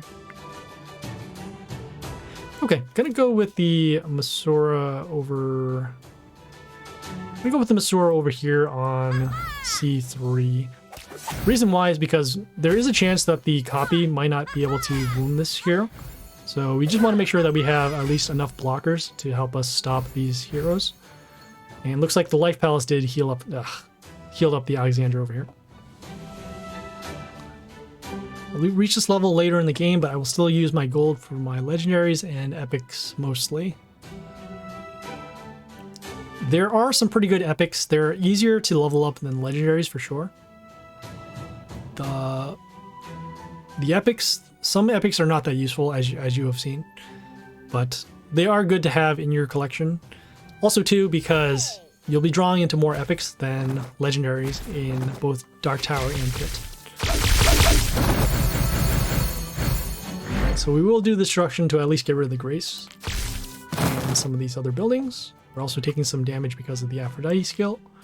Gonna do our summons, see where they land. Not quite what we need. Let's see, 1, 2, 3, 4, 5, 6, 9. So that's B1, 17. So not quite enough to actually destroy this either.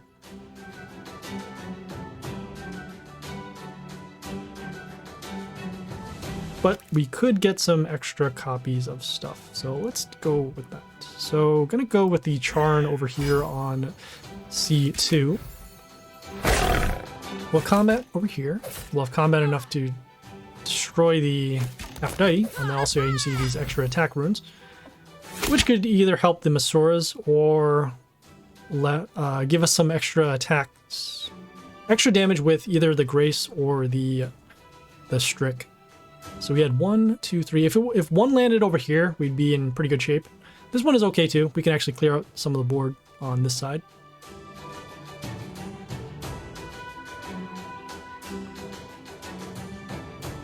So we'll have combat here. Okay, we'll have the random damage happening with the Angelia, which actually gives them some health back because they have their own Gleedy pet. Let's see. Here. The Epic Grace helped me a lot of times in Dark Tower. That Grace is actually not too bad. So for those who don't know, it gives an attack boost to heroes every time a hero attacks.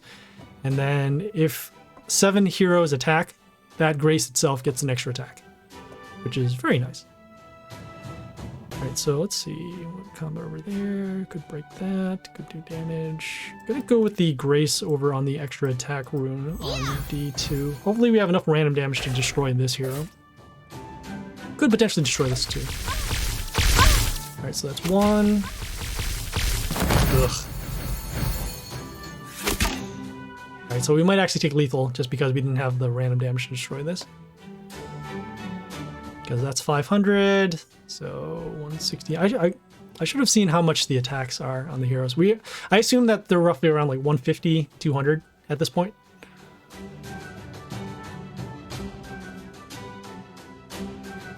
Yeah. Yeah. Ugh. Yeah, so we lost there because we left the field open because of the not remembering when the silence did occur. So we will do that one more time. We have a handle on most of these battles, as you see. It's just a matter of making sure we time things correctly for these skills. Okay, so we're facing a pirate. That's cool. Let's see what they have. So some freeze over here with the iceberg, and then also the mislappin, some evasion over here, and then some protection along with the... No legion though, so weird. Okay. So the pirate here has these damage pentagrams, also has these sharks that will lower the attack of our heroes in the line, and also the attack boost. Gonna go with the Masura first turn on a 3 as usual. There are some copies to attack, and then those copies will also block where the pentagrams come out. So in this case, they can only go on these blank spots here. They will threaten our ranged heroes, but that is okay, as we do have already some threats on the board.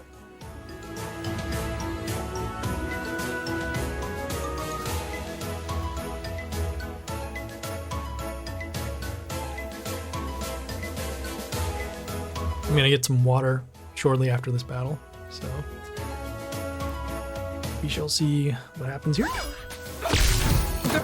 So we have the Angelia dealing some random damage to our heroes. Non-order heroes, so in this case it will be the Masuras. Gonna go next with the Yoster over here on A2. Gonna break the shield given to the Warlord.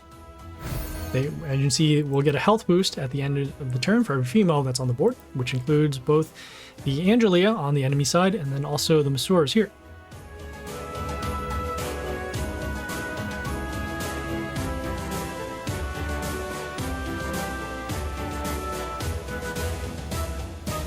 So next turn, assuming our heroes are still around, we'll be able to do a board wipe. We've got the random damage. They have their own Yoster, which we will clear out now. We're going to do our skip with the vampire, so they can't be summoned because of the melee spots. But we will do the wipe, and then we'll follow it up with the... This is actually going to be better if we go with the grace over here.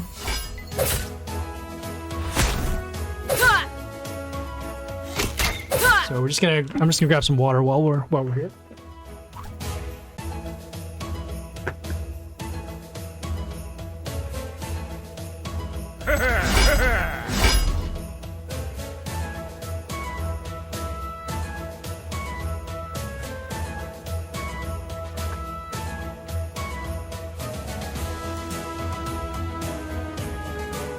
Okay, so they've done the sharks. As you can see, they do lower the attack of the heroes in the line for one turn. And didn't look like they have anything to come back, as we did have the open lanes still available. Okay, so that was League. Okay, got some copies of Yoster, which is going to help out to increase our Warlord. Okay. So the final thing we are going to do today is some Dark Tower. So once again, let's just make sure we have everything set up.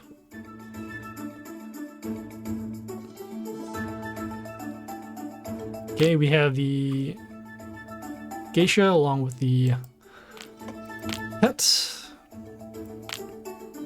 Okay, heading over to the Dark Tower now. Oops.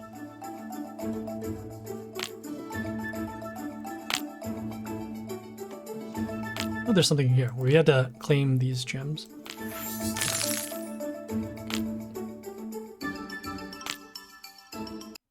Okay, so we have 3 attempts right now. We are a little bit more than halfway, and we have roughly 2 days to go. Yeah, let's see what we can do.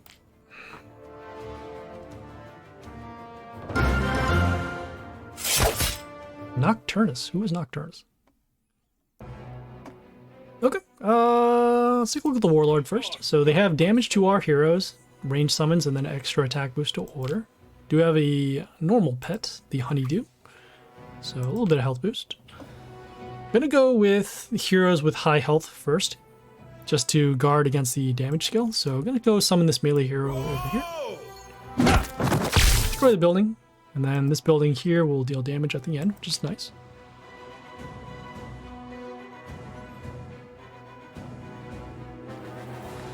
We have either a melee hero with high health next turn or a ranged hero with high attack.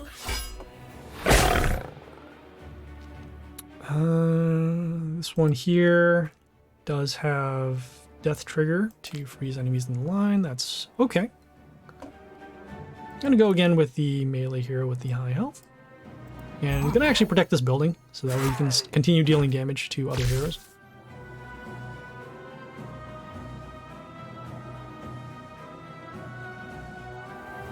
Okay, ooh, next turn we have a couple of options. Could either go... any one of these range heroes is gonna be nice.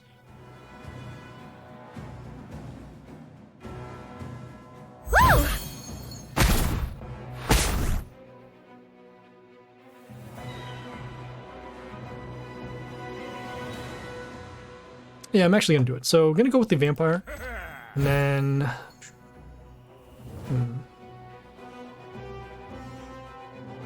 might be a little greedy, but I think it's okay. So I'm gonna go with the destruction now. Normally we would wait until there are more heroes on the board, but I think we might have an unbreakable board at this point. So I'm gonna go next with the frost over here on B1. When it comes into play, or any order hero on our side comes into play, it will freeze a random hero, and then we'll set the health of it to 1. And because of how our heroes are set up, the vampire here will deal the damage at the end after the freeze skill happens. So we'll be able to clear out any hero on their field as long as we summon an order hero. So we continue with here with the... how's this going to work? So we have this hero here that gets a health boost as soon as a hero comes out. Will it go first or last? Oh. Actually, I'm not sure. 71. I've never seen this interaction before. It might still end up doing that anyways, but just to make sure that isn't the case, we could... I guess we'll just silence it just to be sure. So I'm going to go with the melee hero over here on C3 and silence this just to make sure. Okay, we'll have our damage and... ooh, hey, this is going to be nice. Okay, so next turn can go with... any one of these are actually pretty good except for this Toxic Mantis, because Toxic Mantis is a terrible, terrible hero. But we could transform the wounded heroes, could do the Tiling Dragon Dance with the extra Mushus, which will trigger off the freeze skill. I think either one's going to be okay. I'm going to do transform there, combat there, transform that one. Yeah, I think the tiling is going to be slightly better, so we'll go with that. I'm going to summon her on a D1. So when she comes into play, we'll summon these Mushus. Each Mushu is an order hero, so it will trigger off the Frost Freeze. We'll have a random damage happening, or not random damage, but adjacent damage off of the tiling. Okay, and we did have this set to 1, so now we can finally clear it out next turn. Some more order heroes over here, which will help us combo.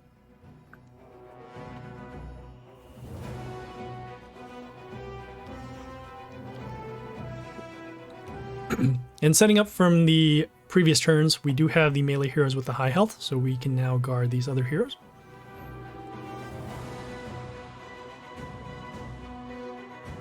We will have our summons in a couple of turns, so we can deal some more damage over to the Warlord. Whoa! Okay, scratch that. So this hero will deal damage to non-order heroes when they come into play.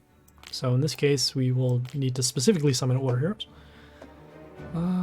This one has flight. This one has combat over here.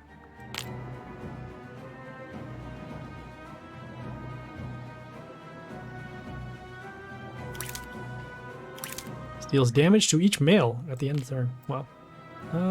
So we would want to get rid of this hero so that way we can continue dealing our freeze damage. So we'll go with this range hero on E2. Okay, got rid of that hero, so that's nice. Okay, and now we've set the Jolnir to 1 health. So we'll be able to at least stop that hero next turn. Although, as you can see, all of our heroes that come out and play next turn are they're all non-order heroes, so that's a bummer. We also can't do our summons anymore because they will be taking damage.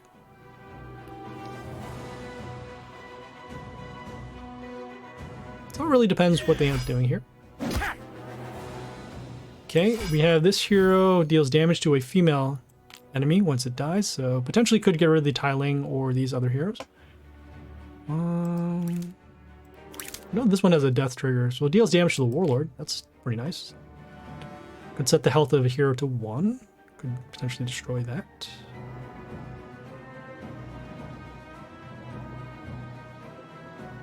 So we're going to be losing a hero either way. It's just a matter of if we're going to be setting this down to 1. If we do set it to 1, we'll be able to destroy it, but we'll be destroyed anyways. So probably just overall just going to flip it and summon this hero just to deal immediate damage to the Warlord.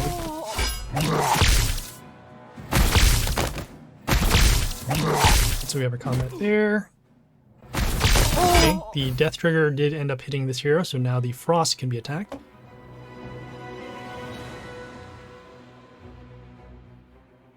But they are running pretty low on health. We did get rid of the Jolnir, so now we can do our ranged summons again.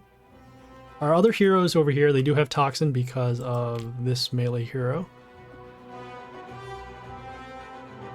So let's see, next turn, I think we're gonna have lethal anyways. So yeah, we'll do our summons. So that'll put it at 330, and then we'll do this melee hero with the high attack because of the high growth.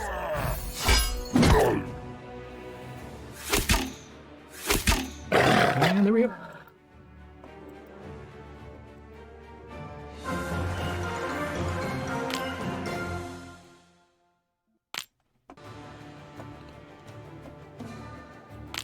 Okay, I mean, that one wasn't too bad. We had a pretty decent matchup. They had a low health Warlord, and they didn't use any of their Warlord skills, if anything, which is very nice. Okay, so now we have legendaries as rewards. Let's keep going.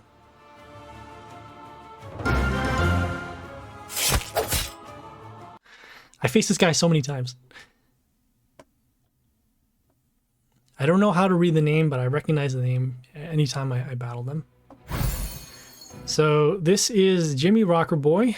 They have block runes, range splash, and then also setting the health to 1. They also have the sentry pet that gives the extra damage. I'm not liking what our initial draws are going to be. We do have the Caesar's Head that can help us give some protection to our heroes. But we don't have any strong heroes for attack. So let's see. Probably going to be taking the damage early, although I hate doing that against the Jimmy Rocker Boys. We'll do the protection over here, protection over there. Gonna go with our Caesar's Head over here on D1, or D2 rather. So this one will give Metal Shield whenever we destroy an enemy, and then also deals extra damage once one of our heroes are destroyed. We do need to draw out those Jimmy Rocker Boys, but they are going first, so if anything, we're going to see a lot more damage happen to us before we can wipe out their board. next turn, probably going to go with this flight hero. This hero here will freeze random enemy in the line. Okay, also has a block. Sure, okay. In this case, we will go for the melee hero over here on C3. Okay, as you can see, it is frozen from this skill, which is fine. We expected that.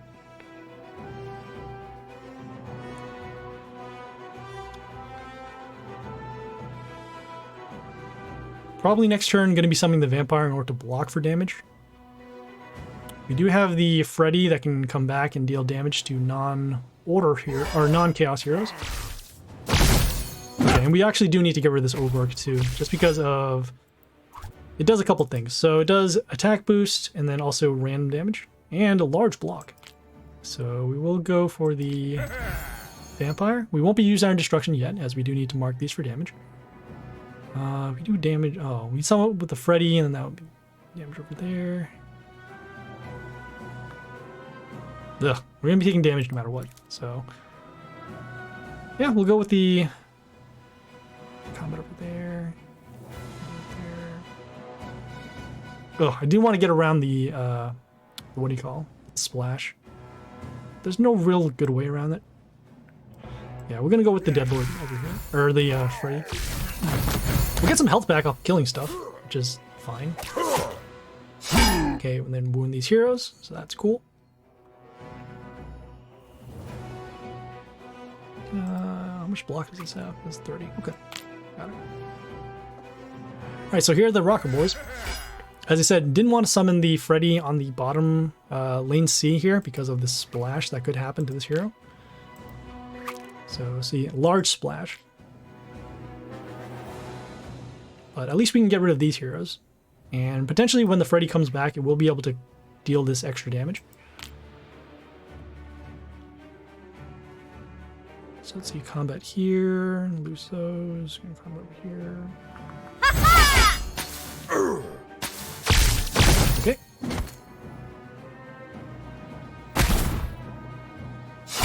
Alright, so as mentioned, we will do the destruction skill. Okay, we have mental shield given to our heroes.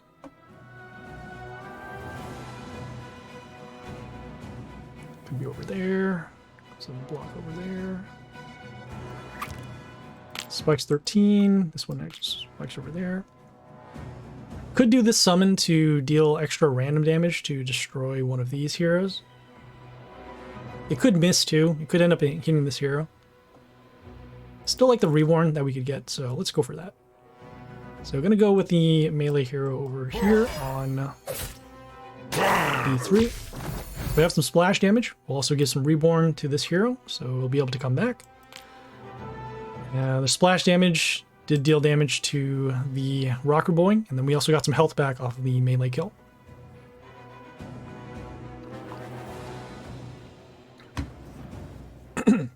Whoa!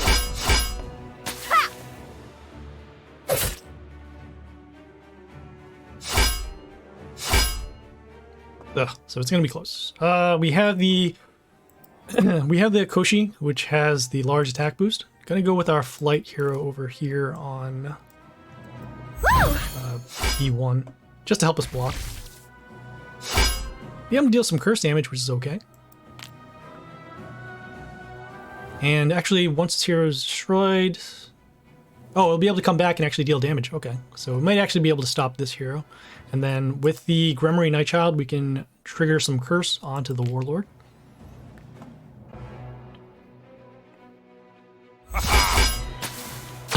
Here destroyed with the Reborn coming back to actually destroy the Rocker Boy. Okay, we have the random damage happening there. Right, Freddy is on at least one of the heroes, so this one here. This one here too. Okay. All right, this one here. Okay, whenever an ally appears, we'll make the bleed. Also makes the enemies bleed. Okay, got it.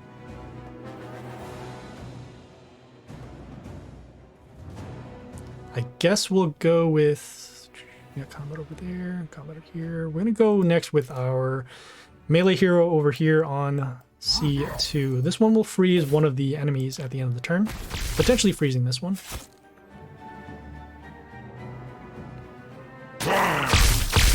Okay, you can see every time we're attacking a cursed hero, the Warlord is taking a little bit of damage.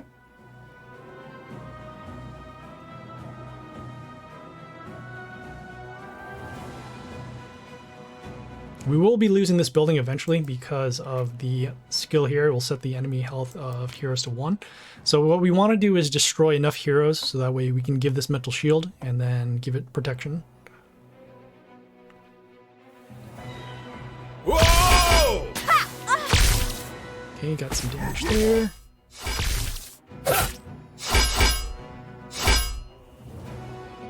Okay, so if you go damage now, could actually go for the Deadlord, or the, what do you call? Combat over there, get another Freddy out in play, which is not too bad. Yeah, we'll do it. Alright, so we're gonna go with the summons. You can see the health boost given to the Koshi for every time we summon a hero, but we still have our flight hero, so that's okay. So let's see, combat over there. This one can do random damage, this one can heal up. Gonna go with the melee hero over here, just to help us block this hero, so we can still do its skill. And see that Freddy does come back. Okay, dealing some damage over there, some Warlord damage. Okay, still having the curse. Still having that happen. Okay, freeze is good. Seeing how many times these Freddys can come back. So this one can come back 3 times, so that one's nice. This one can come back 1 time. Sure, okay.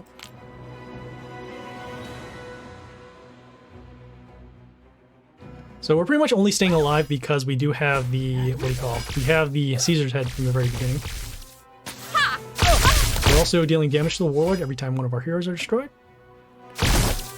And okay, all right, that worked out much better than I thought it would.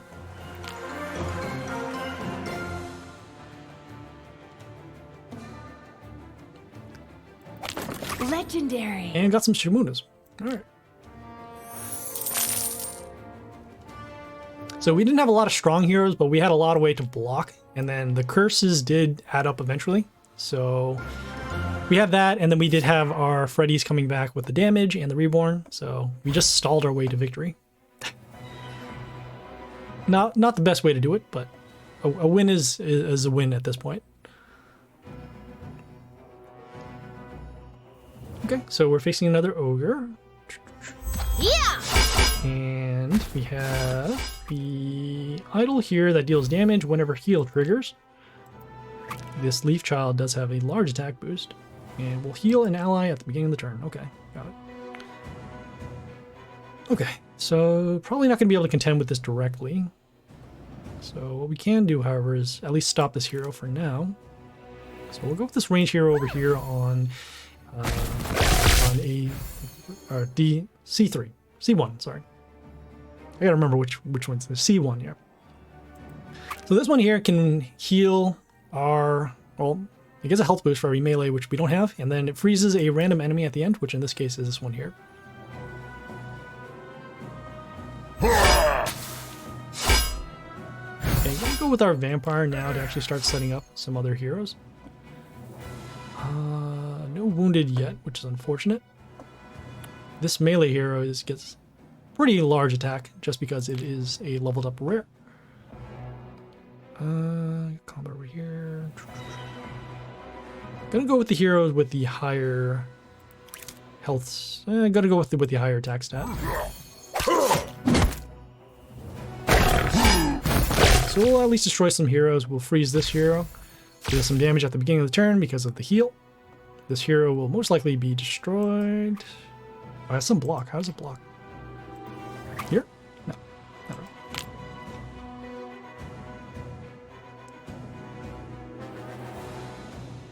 But it is frozen for now, so that's cool. Next turn.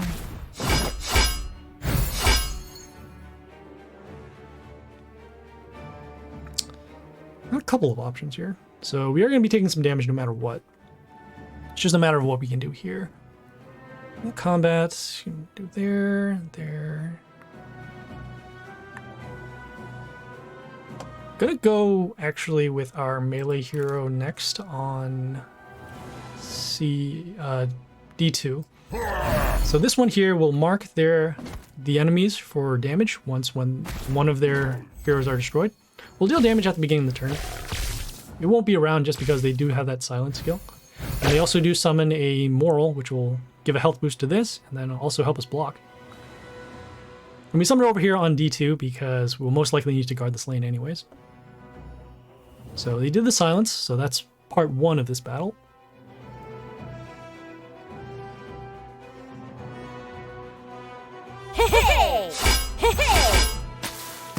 Okay. Got some damage over there. Okay. We are going to be taking some damage next turn. Could wipe those out there. Could deal damage over here. Yeah, we are going to be facing lethal if we don't do anything at this point, so we will do our destruction. Okay, we'll deal some damage to heroes around. That's cool. 18 for each ally, so 1, 2. So not quite enough to actually destroy this. Could block, I suppose. Yeah, I guess blocking is fine. So we'll go with the melee hero next. This one will remove negative effects once it comes into play. Okay, now we're dealing with the... So this Regardus over here has a Hellgate in front of itself. That Hellgate can summon a zombie at the beginning of the turn, which in this case is over here. Oh, I could have leveled this up. But it's not looking too good right now, especially since we have the open lane. We're going to be taking roughly around 400 damage. And then even this lane too is also pretty vulnerable. Yeah, so I suppose we could have some combat. Maybe we could destroy that. Taking damage over there. Yeah, I don't think we're going to have it either way, but we'll summon this Shashou just to see what we can do. We have a random damage, but that's pretty much going to be it. We have combat happening over here. This one has extra attack because of the Rocky over here with the skill to give extra attack. So unfortunately, we will be taking the loss here. And that is okay. We already knew that this one was going to be pretty rough. Okay, well, let's keep heading into battles.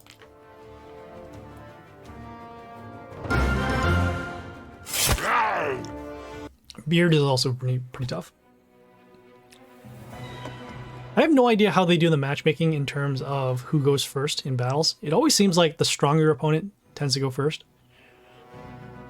I don't know if it's just because of League or because of actual stats or anything, but that's how I know that I'm already going to be challenged here. Alright, so we have this range here, summons a Planty, and then also health boost, poison, okay, got it. Right, so gonna go with our hero with high stats. Just take a look at this one here, okay. Yeah, we'll go with our range hero, just get a little, this one actually works out too. This one does steel attack off of it, so I suppose we could have some form of protection.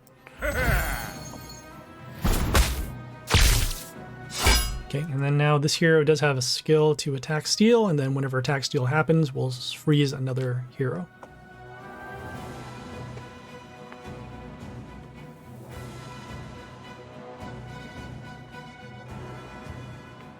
Okay, so they did the heal skill.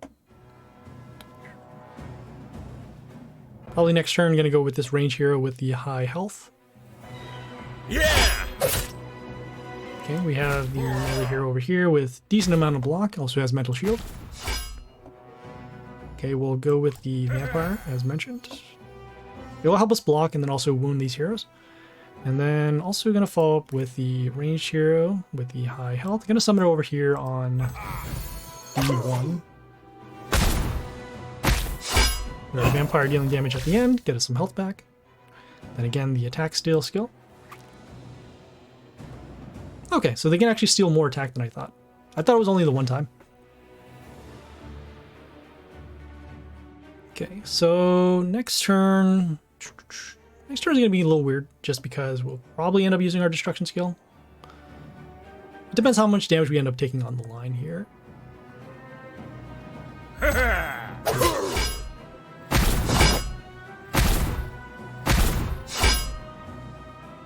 Alright, so we have the Churnmore over here. It has immunity and then also extra attack, because at the end of the turn it gets it. Comet over there, comet there, break that.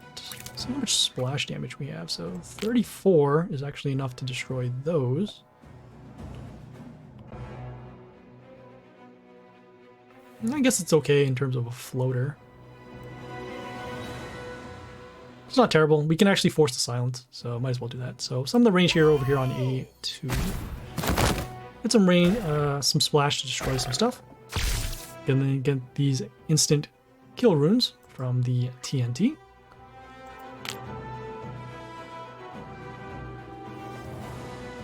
And was hoping that we would force the silence, which we do. Okay, that's good.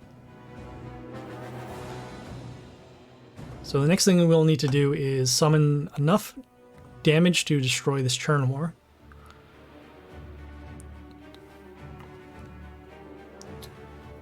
So if we use destruction now, we get rid of these two. This will still be around.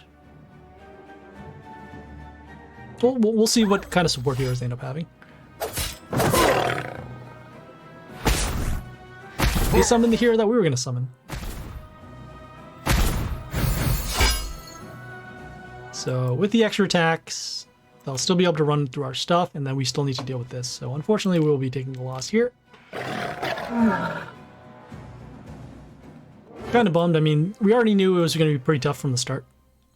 Again, because they did start first, and they also did have that hero that summons the other heroes. Okay, well, we got one more. Let's see what we can do.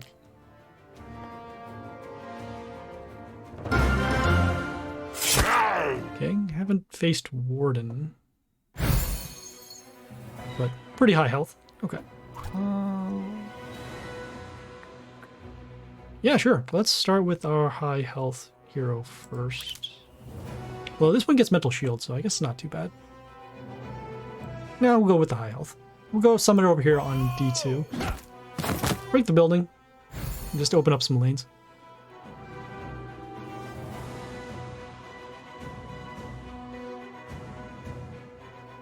Okay, probably going to go with the range hero with the high attack next turn.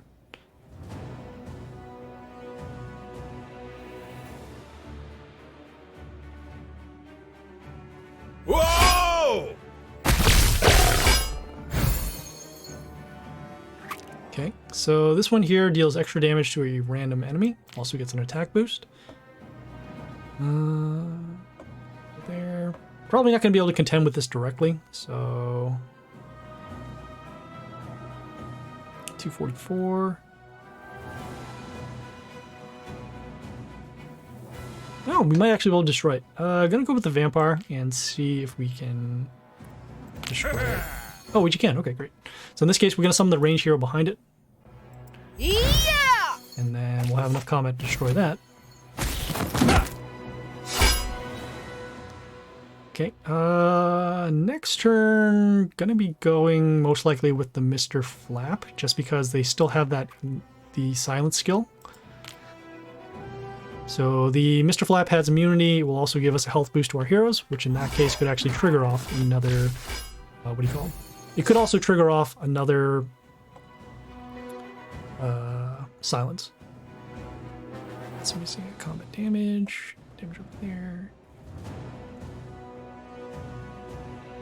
Yeah, so we are going to continue with the Mr. Flap. Gonna summon it over. Gonna comment over there. Oh, I gotta remember how I did this last time. Because I remember having multiple Mr. Flaps and then still losing in that battle. So in this case, gonna go with the Mr. Flap over here on C2. And the reason why is because this building will still protect the Mr. Flap. We'll still do its skill. And then if the building gets destroyed, we'll still have the Mr. Flap out there. Don't want to fight this hero quite yet, as we can have it wounded. Okay, we did trigger the silence, so that is good. And that'll also mean that our other heroes will still get their health boosts once they come out.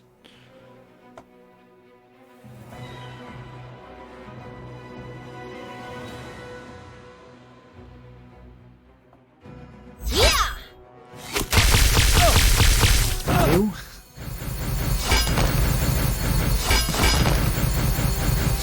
Oh, that's so gross. Oh, and it healed too. Wow, so we can't even do our destruction skill anymore. That's very bad. All right, so either way, we're now dealing with a pretty rough board. I guess if we killed this hero, still would have went through it. Wow, that one grace alone. So you can see the random damage, the extra attack boost, and then the heal over there. Could silence it. Either way, we're still gonna have to deal with these heroes. And then with the attack boost, it's still gonna happen. So, man, that is not cool. All right, come over there. How much does our random damage happen? No, it's still gonna work the same way. So unfortunately, we will be taking the final loss over here. Man, that was a bummer. So you can see that is what happens sometimes. Those legendaries can make or break. I'm trying to remember what the other ones we had. I don't remember, but for some reason, yeah, Mr. Flap would have been the right play there. Right, well, that was it for today. So just a quick recap of today's stream. So we did some Divine Arena. And for this particular one, if you destroy the Amaterasu quicker than the Angelia, you'll be in pretty good shape. If the old god actually summons on the top, you're going to have a much more difficult time to do these battles just because of the range heroes freezing. But if it's on the bottom, you'll be okay. So we did that. We also did some high growth, leveled up a lot of our League heroes, and then we also upgraded our Warlord a little bit for health. Also did some League, and then we also did some Dark Tower. As you saw before, we got 2 wins, and then we ran into very strong opponents, which we'll probably still be doing that for a while, just because of the matchmaking still being an issue, and we still need to level up a ton of heroes. So there was that. So yeah, so that is it for today's stream. Well, if you guys have any questions, comments, feedback, or concerns, leave a message on Twitch, Discord, or YouTube. The content and streaming schedule is in the chat, so check it out there. We're going to be having more of our videos on YouTube, and like I said, we are going to be lowering the stream schedule a little bit to just mostly Saturdays for the time being. I'm going to be doing some more content later on. It's just a matter of figuring out what it's going to be, and then also taking care of some life stuff. So yeah, so thank you guys for tuning in. If you guys, please like and follow on Twitch for the live stream, and then check out the YouTube for some more videos. So yeah, so we're also gonna raid out, just gonna see who actually is online right now. So just hold on for just a sec.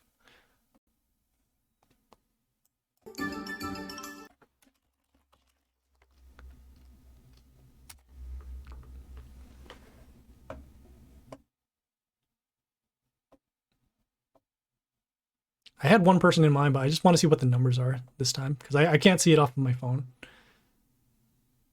But let's see here.